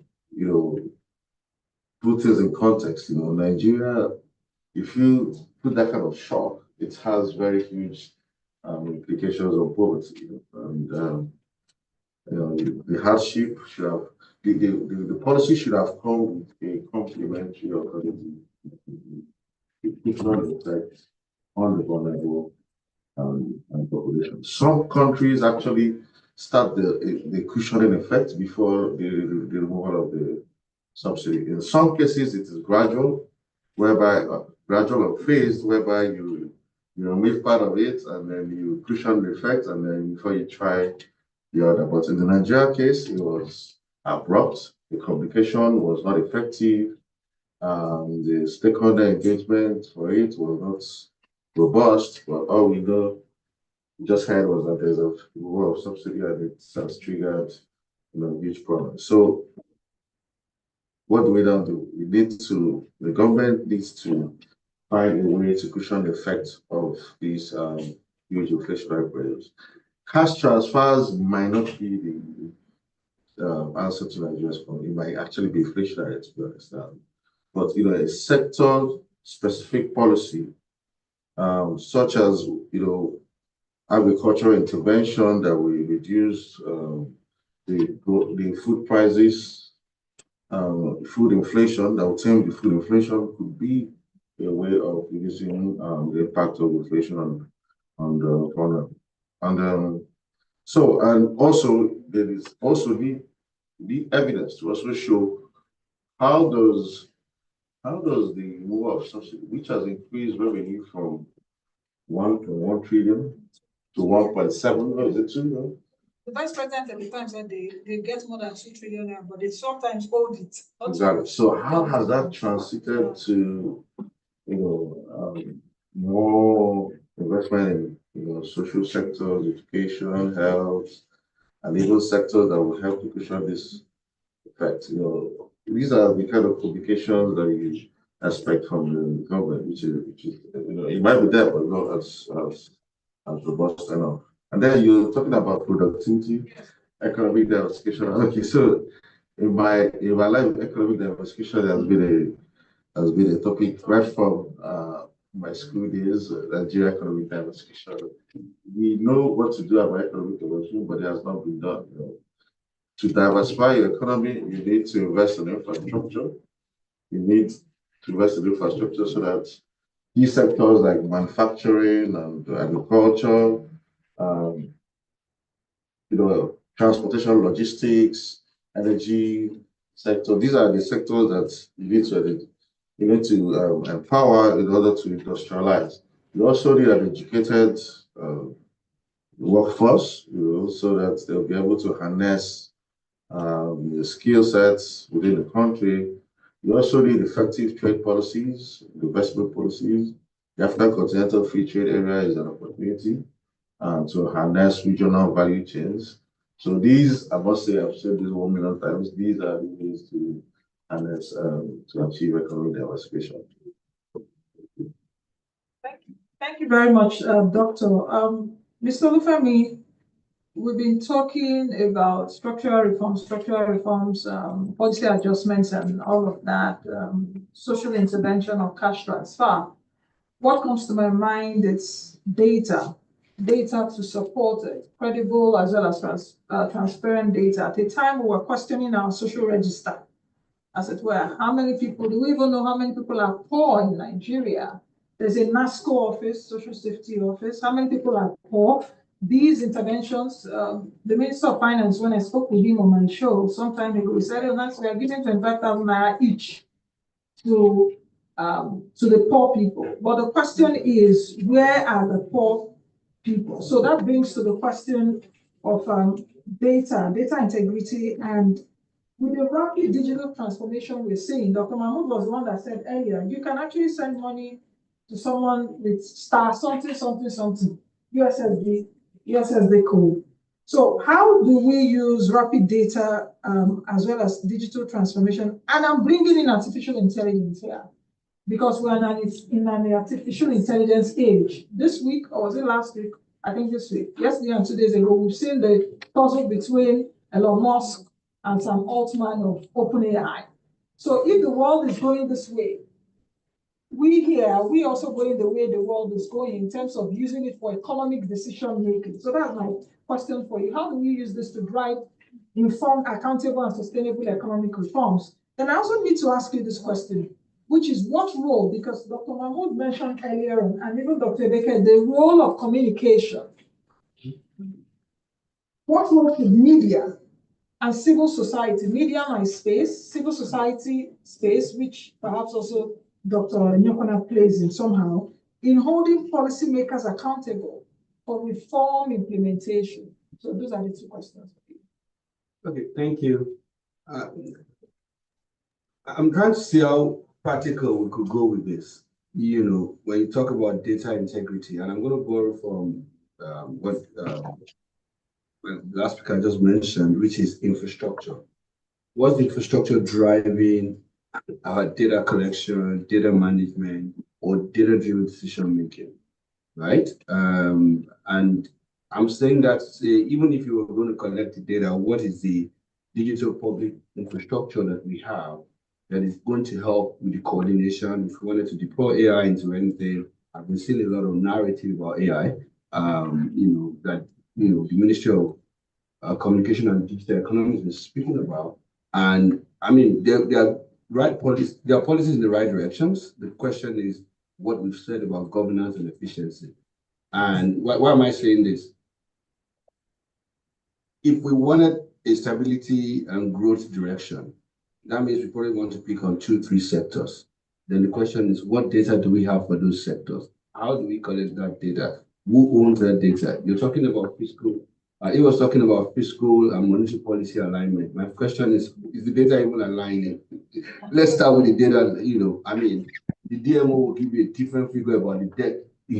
Because when you go into your FES, MTSS document, you find a different figure. So even data alignment, I think, is where to start. So you can't talk about data integrity where your coordination is not built on, like coordinated infrastructure to drive that. We all know what happened to NBS, platform a while ago. I don't think that that's how you want to even start, to resource, data collection or data provision in the first place. The second thing is how I see that the use of data by government. Where are you people now? Data for decision making seem to be very linear and, narrow. If you're putting your stabilization gain or whatever policy gain into conditional cash transfer, what informed that has been what is important. Farmers have continued to, have post-harvest losses. You're giving them more money to go and produce more of what they are going to lose because they can't move it from farm gate to market. So should you be putting money into that structure or putting money into people's hands to buy What's your more? problem? Where are your people? I've been waiting before 1 year and before 12. Thank you, sir. We're talking about youth productivity. We're not even talking about the intersectionality of that youth productivity. How many percentage of Nigerian youth are, within the digital economy in the first place? Is that where we want to go? It's not enough. It's not enough to have that technology, capacity. It is not enough for you to put a lot of money. I've seen a lot of international people put money into technology, and the question is, which sector are they deploying this technology into? We can't even connect the technology innovation that Nigeria has been making. We've had a lot of fintech companies in Nigeria, unicorns in Nigeria, but just finance. Nothing is happening in the agriculture sector, nothing is happening in the energy and technology sector. Nothing is happening in those sectors that, if we go back to our sub-sector GDP figures, when you look at it, you see that you don't have the connection between that technology innovation and those sector growth that we're really looking for. I guess those are the things that are more important than, if you build the infrastructure, but you're not learning, multi-stakeholder conversation around it. And you're speaking about policy, and I think Dr. Mahmoud did a very good job when he spoke about policy communication. And that's how I'll probably, connect back to what civil society and media should do. First thing is, who's communicating to who, right? The head of the, tax and fiscal policy reforms practically was the only one talking to the policy on LinkedIn. I'm like, who pays NOA? Who pays? I mean, NTA. Who pays? Like, come on. Help him explain it. Help him break it down. You have the network of the Nigerian television network. The same thing with radio. You're not doing the local language, interpretation of what these taxes will mean. And, what people are calling information exploiters are turning it around to disinform, and people are not getting the right information. So you can't get civil society or the media to communicate anything if you are not even giving them the information in the first place, right? I guess that's one way to look at it. But to also then take it from how the civil society and the media should do its job. I guess the first thing is accountability about data transparency itself. If you don't have the data about social register, if you don't know, just give us even the metadata. Just give us the map, right? Geolocation map of where the people you are going to give the money to are. We don't want to know their names. Of course, that's privacy or personal data. But let's know that it is 10% in Lagos State, 5% in Ekiti State. Oh, how does it layer back on, internal generated revenue, federal allocation committee or revenue distribution? Those simple data, I think that civil society needs to continue to demand. And at the level of governance and government tolerance, I think is another thing. I don't know how many journalists. I mean, it's a sector that you sort of see me within the media, the data research. How many journalists really want to see anything again? I mean, you send the FOI for the Bureau of Public Procurement to tell you how much was spent on a real, contract, and then that is called cyber stalking, and you find yourself in the police station next day. How do you cyber stalk? By using the constitutional freedom of information request instrument to ask for information you're supposed to give back, and that's called cyber stalking. I mean, so those are some of the issues we need to look at. How do you strengthen the civil society? I mean, freedom of expression, freedom of of the press, to ensure that they do their job correctly. And I mean, coming back to my constituency, I think there's a lot of capacity development that needs to happen. I think it was also speaking to capital market literacy.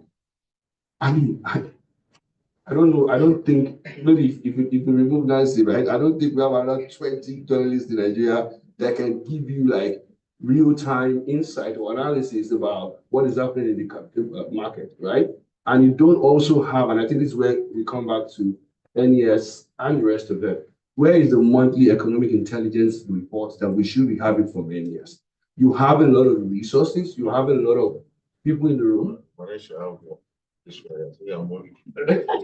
No, I mean, I guess when we have the intention, we can start to think of what needs to happen. Because with intention, we can then start to say, what microeconomic data can we start to collect? I mean, we spend a lot of our revenue in my organization just building the technology to collect macroeconomic data. And we're looking for people to partner with. When we're coming, we're saying, okay, Nigeria is thinking energy transition, right? It's not even asking itself, where are my, dump sites, right?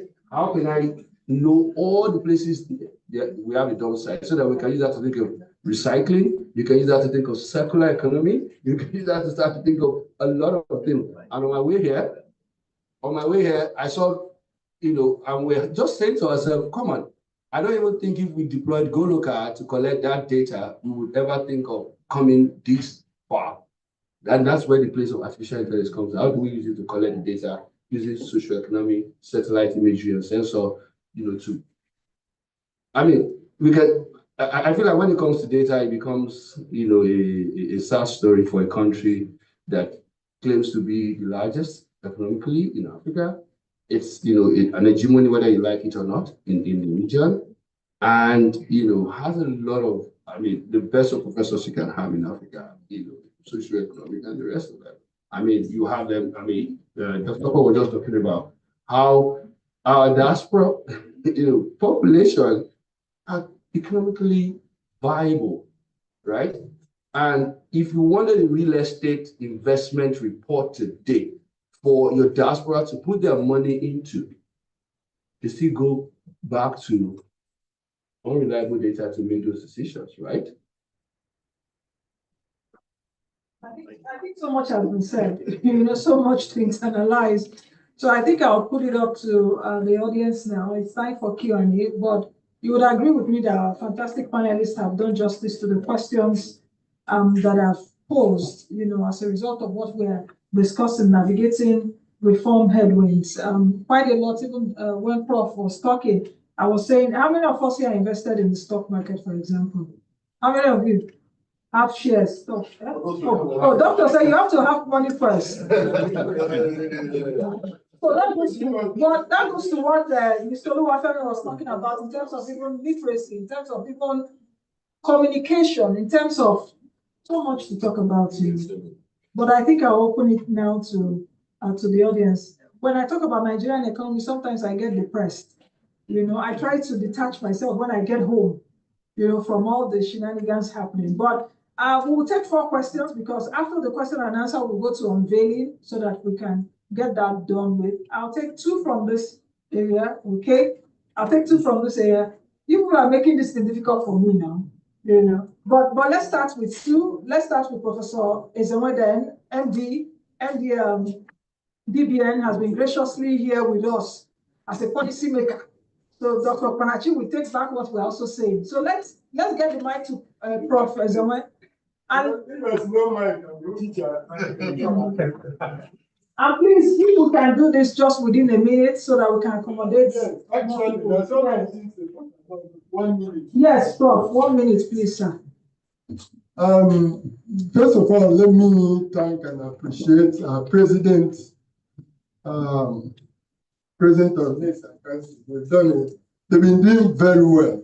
They've been very innovative and they've been doing good work for organizing this conference.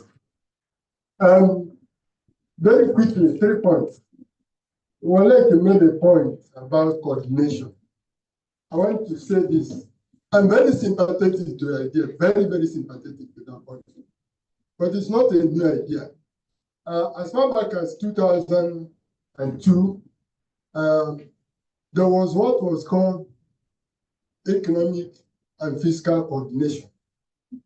Then Central Bank was a member, and the DG of Stock Exchange was a member, Ministry of Finance was a member, SEC was a member, I think DMO was a member. I think this is the kind of thing you had. Maybe it needs to be restructured or strengthened in one way or the other. So I thought it's a very important idea, but it's not altogether new. As economists, we say all things being equal, but we know that all things are never equal, and all things will never be equal. You see, all these things we are talking about, there was one point the chairman made: security. And I have not heard much about it. For example, food inflation will continue as long as many of our farmers are in ID camps. Those who go to their farms are shot. Last week, 2 farmers were shot in Delta State. As long as you have the kind of scenario, food inflation will continue because many of our farmers are not going to farms. And the government, well, I'm happy DSA, are they gone? Are they still? Yes. Okay, I'm happy DSA is here. Government is doing some, in my own view, government is not doing enough in the area of security. And if we solve the problem of security, 40% of our problem will disappear. Finally, this thing about cash transfer, it promotes corruption. We are not transferring any cash. Because at the end of the day, those intended people don't get the cash. Thank you very much. I'm here, Vivian. Yes. Yeah, let me join my voice in appreciating what Next is doing. Great panelists and great conversation so far. I've been stopped to see that I couldn't. I thought I was just dashing and out, but I've been sitting there. But my question is straight for the IMF gentleman, and we've heard a lot about these issues around reforms, the policy is good, not good, the impact on that. We talk about evidence-based. Again, IMF has a global view. Can you share with us an experience of a country that had similar kind of situation we find ourselves in and have gone through reforms successfully and have good outcome? What did they do right? What are we not doing? What can we learn from them? I don't know if you have that can share with us. Thank you. Very good question. I'm looking forward to what Dr. Baker will say because I've asked him this question before. Okay, let's take two more here. Yes. I just wanted to refresh, and I'm seeing Professor Bright's hand off, but let's just take you. Okay, yeah, thank you so much. And thanks, Prof, for organizing this. Just a few points. First is that the question that he asked, the last question he asked, I will say that last year, the president of NEST made a presentation on that. I remember I was part of the work on that document. As one of the advice I will give is for NEST to probably, publicize that document where we looked at a number of countries that have done reforms. One of them is Indonesia, and some of the things Indonesia did that made them to be successful with the structural adjustment program. So that document is available. Maybe it should push that document out, and that is that. I want to also make a comment around the fiscal and monetary policy coordination. I've asked in one of the platform, and it's a capital market platform, right? And one day this argument was going on, and I said, if we talk about fiscal and monetary policy coordination, what does it mean, right? Because sometimes we just think that just a gathering of the different agencies, it's beyond that. The theory of that is much more than that. One, there are about 3 criteria for fiscal and monetary policy coordination. So my point is, currently now, we are aware that the government has what we call the economic management team, where both the fiscal side of the government and then the monetary side is also involved, the CBN is involved, and that meeting is going on almost every month. So probably we need to take a look at what is being done there to know whether that is kind of thing you are recommending or not before you can begin to say whether what is working and what is not working, because that is also like the kind of thing you are recommending. I want to just make a point around growth and all of that. All of us know very well, quite well, that if we talk about the inflation that we're talking about and the issue about food insecurity and all of that, if you take a look at your data, you will find out that we've been having this problem for long.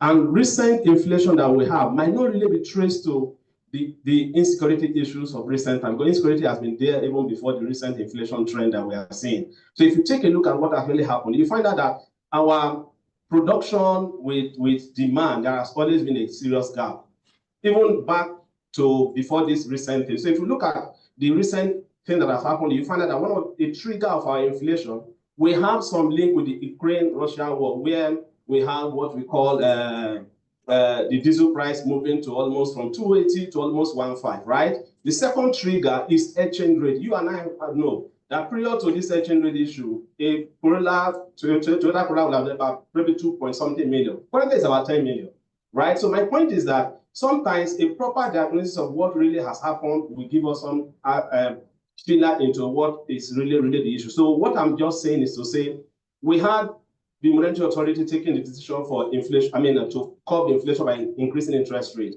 One way to take advantage of that is for us to begin to look at how do we optimize, and that brings us to the point you were making around deepening the capital market. How do you optimize public assets, right? That probably currently now we might not even really know their value in the marketplace. And one way to know their value in the marketplace is the capital market. And if the public sector go into equity asset or some of these kind of public assets, they will help to deepen the capital market. And they will also attract FDI, because when in an high interest rate environment, one way you can stabilize exchange rate is to attract capital. And for you to attract capital, what we attract currently is FPI. We want to attract FDI, but we must have the asset class beyond what the central bank is bringing as instrument, which are short-term instruments. So the public side is going to do something around, optimizing their public assets, taking them into valuing them in the cap. That will have the way of driving FDI that will moderate it. And for me and you, for us, I want us to know that if HND could come to some level of stability, we should have some level of impact on stabilizing also on the exchange rate side. On the inflation side. I'm not saying that food insecurity does not really have some impact. It will definitely have some impact, but the key issue is that if we have capital coming in, it will also, attract, investment. It will also attract it will also lead to what I call private sector-led growth, both from in deepening the capital market and then also help to ensure that we have some level of sustainability that we're talking about. My last point is this: long-term growth is what we are looking at. And if we talk about growth, you and I know that productivity is one of the drivers of growth. This morning I was in a meeting where we're talking about productivity is a major driver of growth. All that we see are short-term distortions. How do we drive productivity? Simple. One is human capital development. What are we doing with human capital development that is relevant to current industrial revolution that is taking place? Today we're talking about the fourth industrial revolution. What is our university doing around that? And what is the financing model that will sustain our university beyond the public funding squeeze that we have? That is one. Second thing is institution. If you trace the Indonesia case, one of the reasons why they were very successful was because Indonesia was having strong institution beyond some of these reforms. And I think that all of us agree that the reforms are very useful. The reforms are needed. But there are other things that need to be done. And I'm sure that the government is doing a lot of. Some things might take some drag. When exchange rate goes up, one of the direct effects that it will have impact on import and export. The exports I take a lag because there are a lot of things with energy and all that will take place for the manufacturing to be exported. But the import side is immediate and prices will go up. Okay, so my point is that institution is critical, but lastly, is capital formation via advanced technology that is needed to tap into all of these sectors to be very efficient. Thank you so much.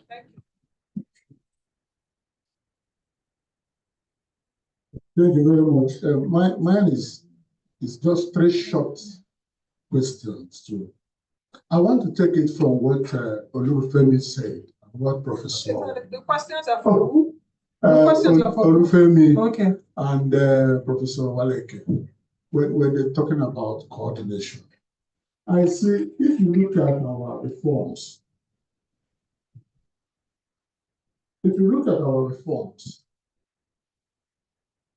some of them are like as the Spirit's guides. So it doesn't have any at them. And therefore, for instance, I saw when the presentation was being made about the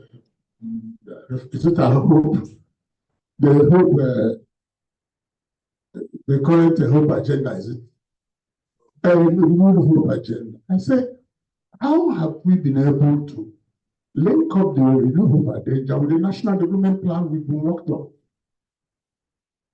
How have we been able to lead? So until we have a reform that links with a national development plan, we will not make that progress. And again, the other thing is about sectoral reforms. And I want to take it from where the Olufemi stopped. People have been saying, put money in agriculture. I have taken time to look at the total factor productivity of Nigerian agriculture from 2016 to 2023. It is less than 1%. And if it is less than 1%, and that is the sector you want to push money to, it will come to what you said. You'll be pushing money into agriculture, and we're dying of hunger. So how do we navigate that? My last point is, isn't it time, and this question goes to Professor Waleke, isn't it time we have a legislative agenda for national development? Legislative agenda for national development. In other words, let national development objectives be binding on both the federal government, state government, and the local government. That's one thing we can begin to even have a basis for evaluating our policies. Lastly, let us make a difference between economic policy and economic reform. They are two different things. not only economic policies, economic reforms. Thank you.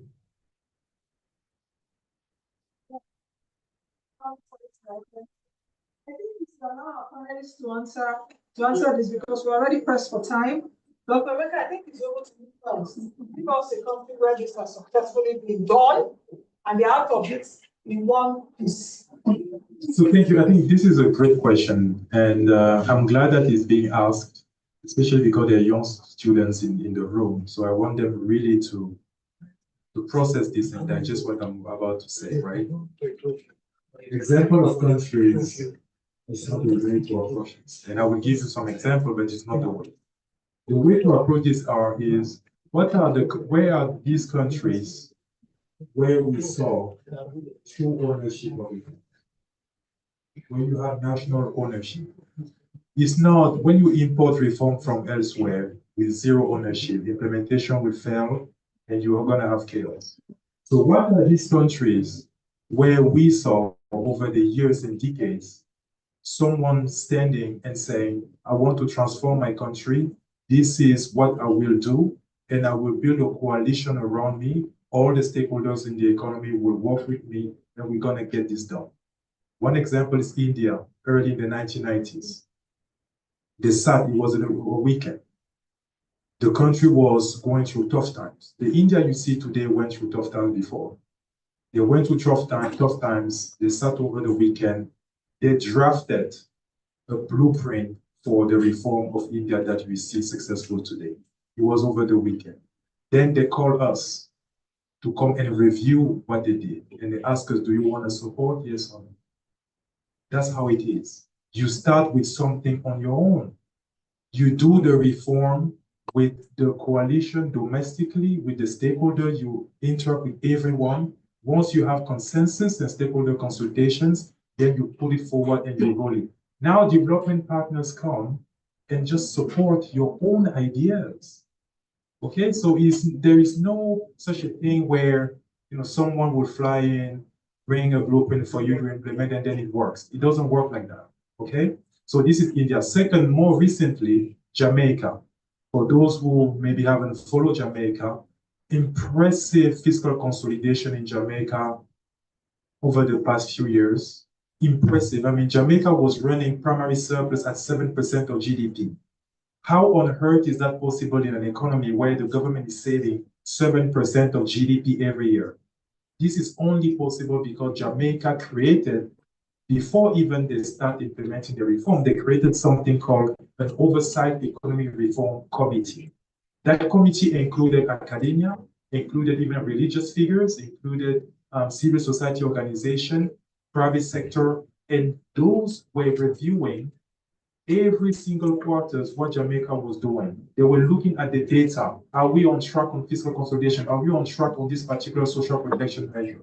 This is what Jamaica did. And it was all a consensus domestically that led to this successful outcome that we saw. Then you have different countries, right? You can see Argentina now. Again, strong ownership, right? The president is doing this and there is strong ownership. He's not counting on anyone else or people abroad to come and say, this is what you have to do.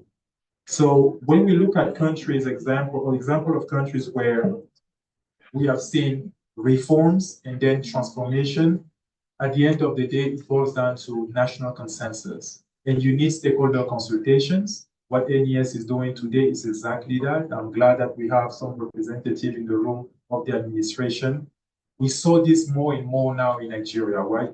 All these fora where people interact. I was sitting a few days ago at the CBN forum exactly on monetary policy where those things are now discussed in the public domain. So opacity is not good. Ownership is the way to go. And usually when you see success, including the Baltic country, there is no other place in the world where you saw fiscal consolidation like in the Baltics. In the Baltics during the global financial crisis, it was very, very strong. Again, because of national consensus. If you don't build domestic consensus, the reform implementation cannot advance further. Okay, so we've had some form of agreement in the room. We have to own it. That's the first thing. And not people depending on you and your colleagues in the World Bank to give us something we need to implement here. So over to you, Prof. Thank you very much. Very quickly. Well, let me even say, yes, I agree with you, Doctor. It's time we had a legislative agenda for national development. I remember doing an article that was published in Business Day, an article I titled, I think the risk to the ERGP at the time. I said the major risk to the ERGP at that time was the lack of this legislative agenda. Of course, as the new government came in, it was thrown out. The same fate, unfortunately, is also what is about to befall on the National Development Plan. Very little reference is made to it. The best we hear is that the MTEF is linked to it, but if you look at it in critical terms, you realize that not much is actually taken from that NDP. So I agree with you. Now on the issue of coordination, Professor Reha, let me say that what you have at the moment, yes, you mentioned the economic management team. Yes, that's the government.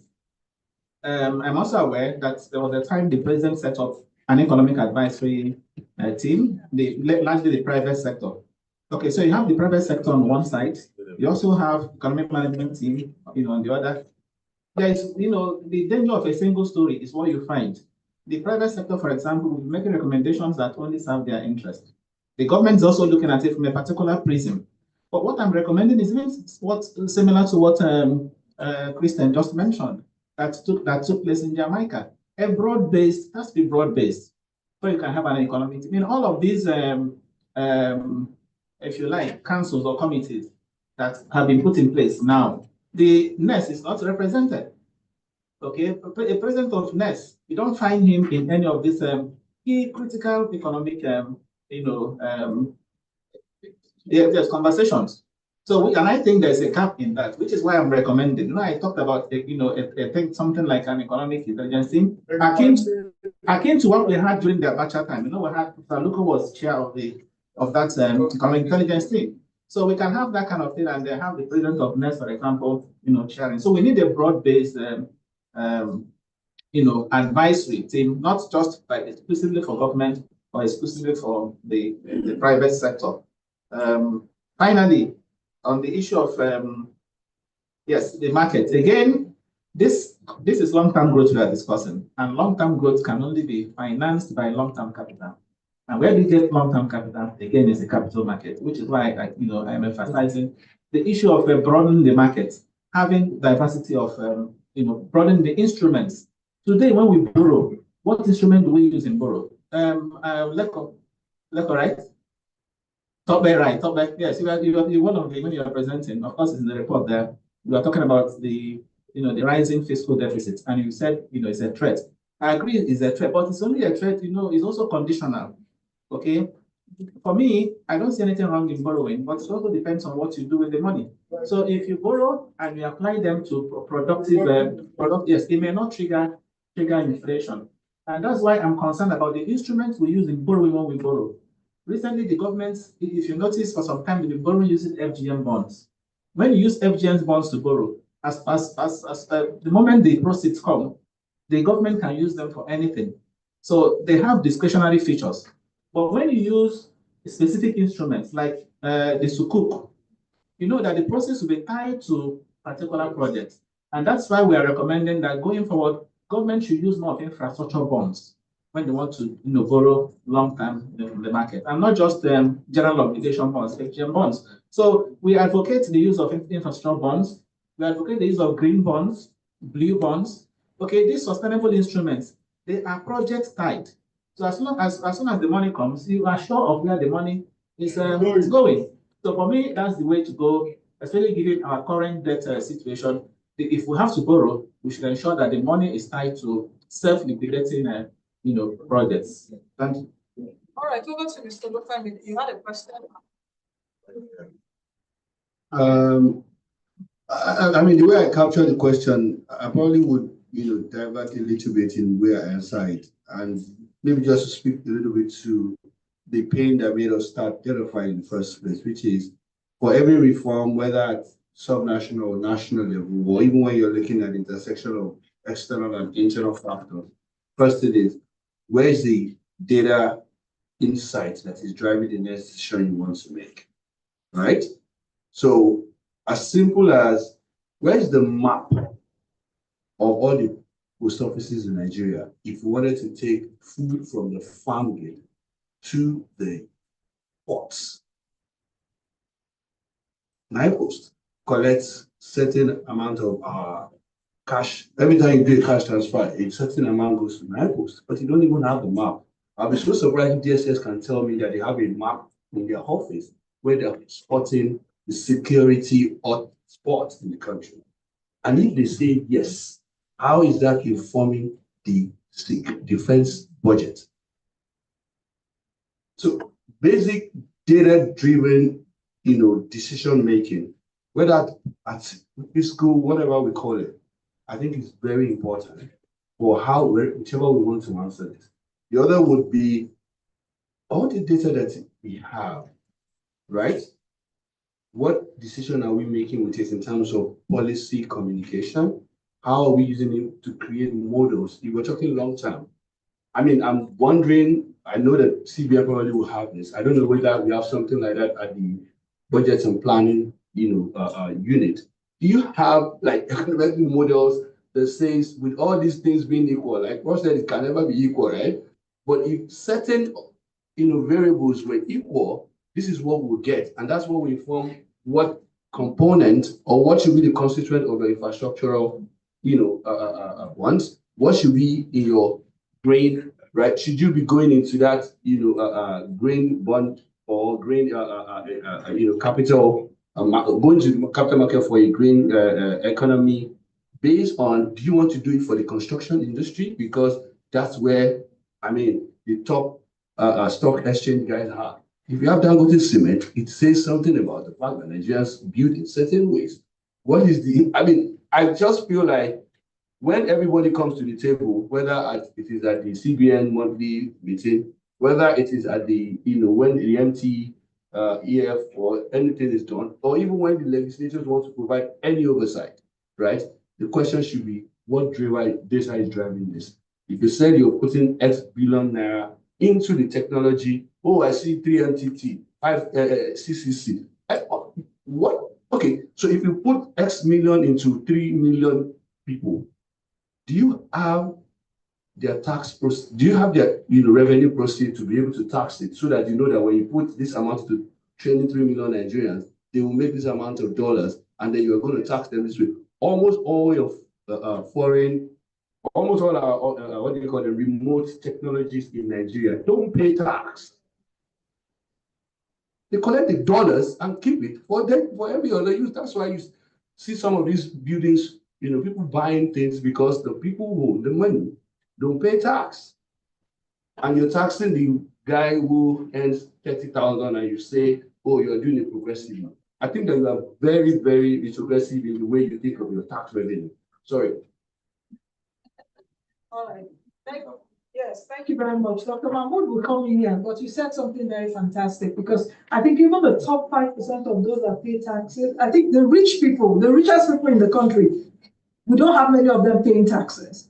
The bulk of the people that pay taxes are those of us here in the room. Information. Yeah. The bulk of companies' income tax comes from the large companies that are listed on the exchange. Yes. The Dangote Cement, MTN, are the ones that pay the largest.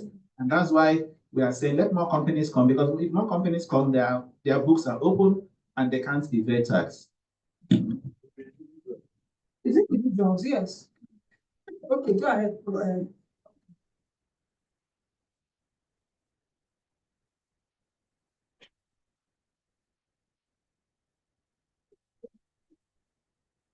Thank you very much.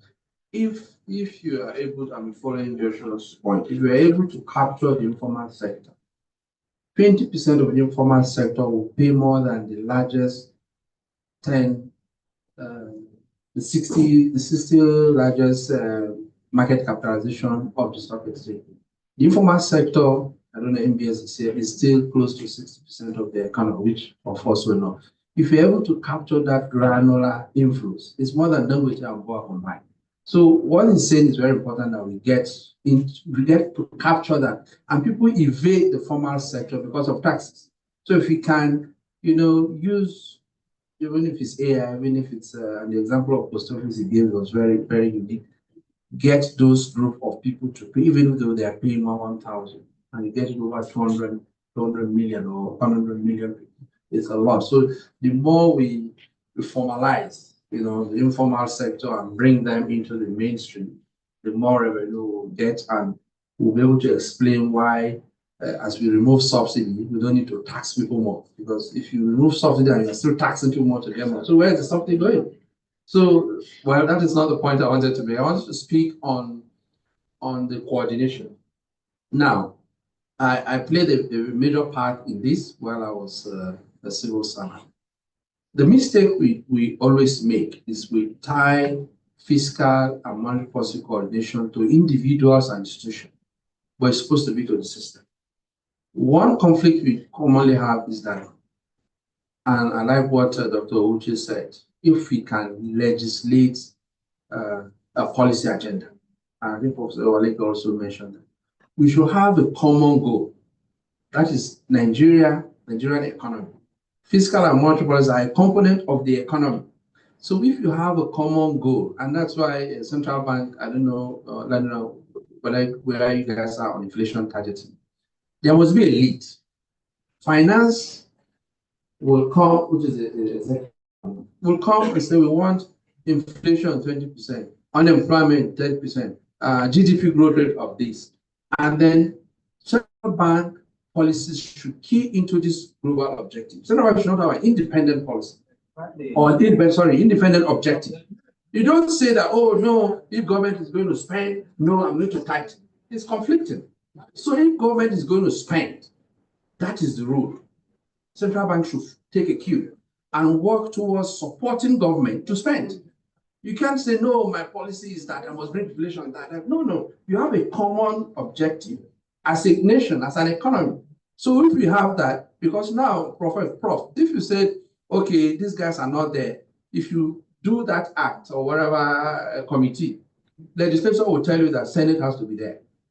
NLC will tell you that they have to be in that coordination committee. Civil society. So it's not about those individuals. If we have a common goal, and we should be accountable to that goal, that you achieve this as a government, not that, oh, central bank governor, you succeeded, exchange rate is stable. But Minister of Economy, you didn't get growth. No, there should be a common goal, and everybody should key into that common goal.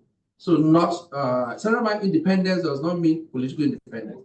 It's policy independence, but that independent policy must support the federal government. Oh, yes, national policy. Thank you very much. So, that's very interesting now. We're just getting started.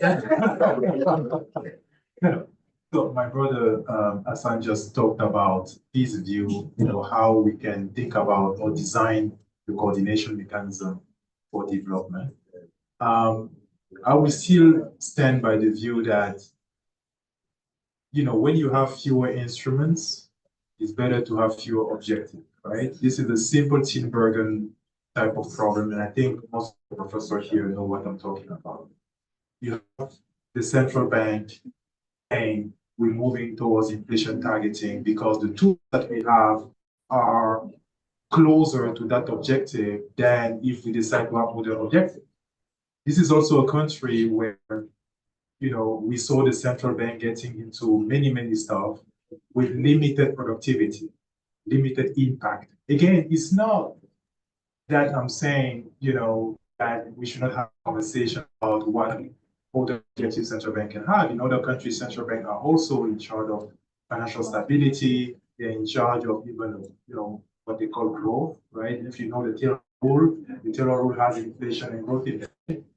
But I think in a country where you're still trying to restore credibility, restore trust, and restore stability, it's better to have all your instruments guided at least the interim towards one key objective, which is macro stability.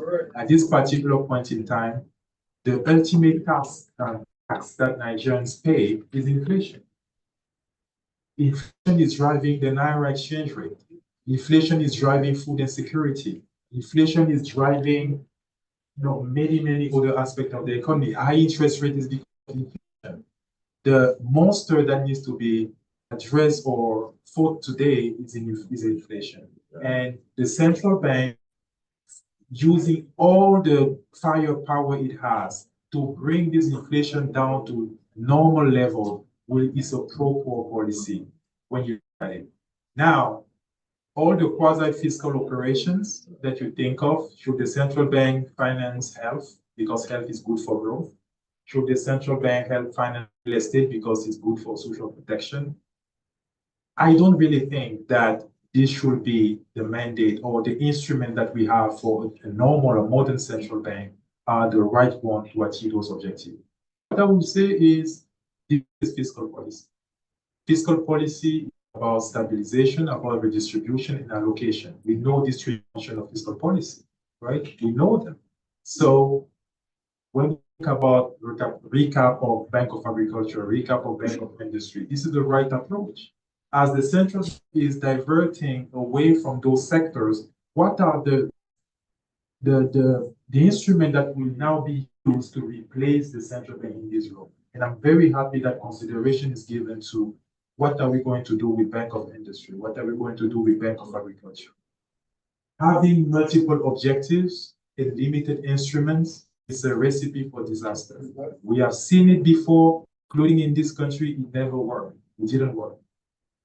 Stop here. Okay. Please, a round of applause for our panelists. Because we were clear the time, but just like they said, now the conversation is just getting started.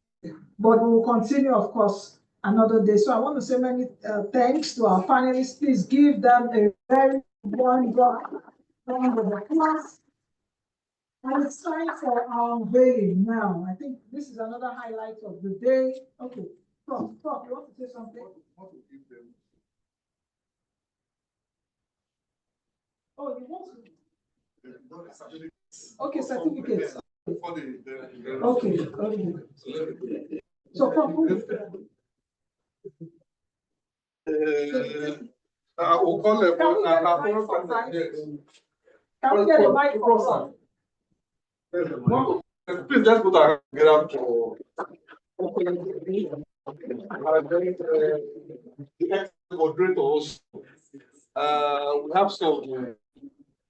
Yes, thank you so very much. I can stay here the whole day because they are just very interesting things to do. And I like the perspective that Christian brought in and all those other things. Very excellent discussions. So once again, please let's put our hands together for them. Also for the moderator. So how we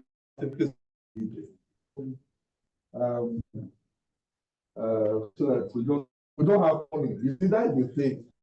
You see, and will not give us the only is that you see money you will also be happy. God always just going to take more credit. I want to check them and analyze what they are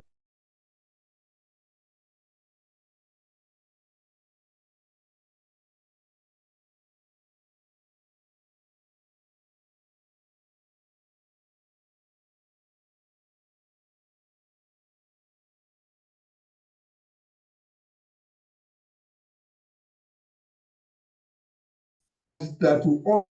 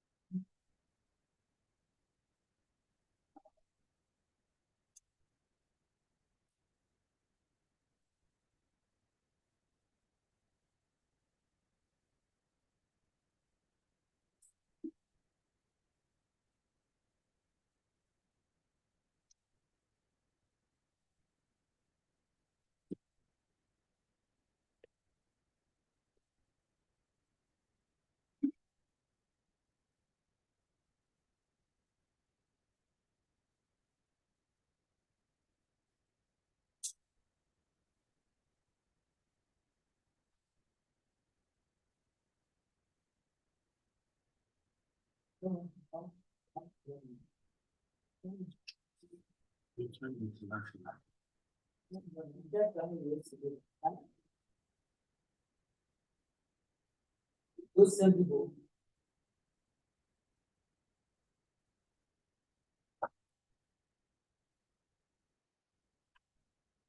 yes.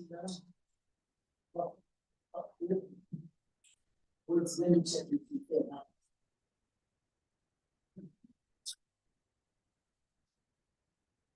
Yes, yes, yes.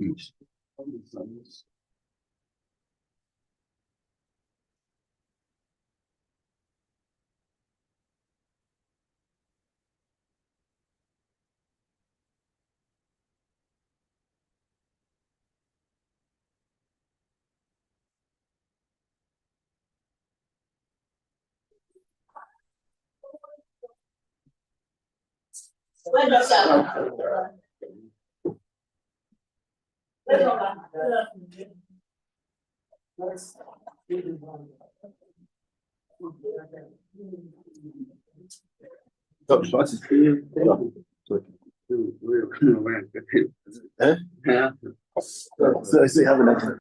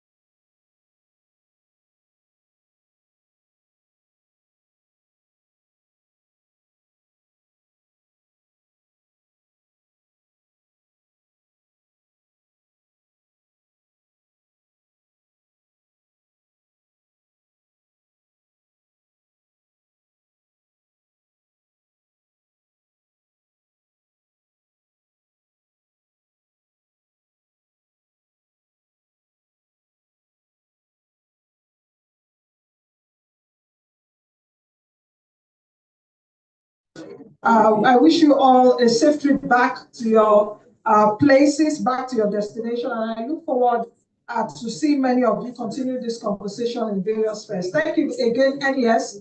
The NES president surprised us. That award was not part of the program. So I was pleasantly surprised, and thank you very much. Thank you, everyone, and have a good afternoon. I am Nancy Maggi.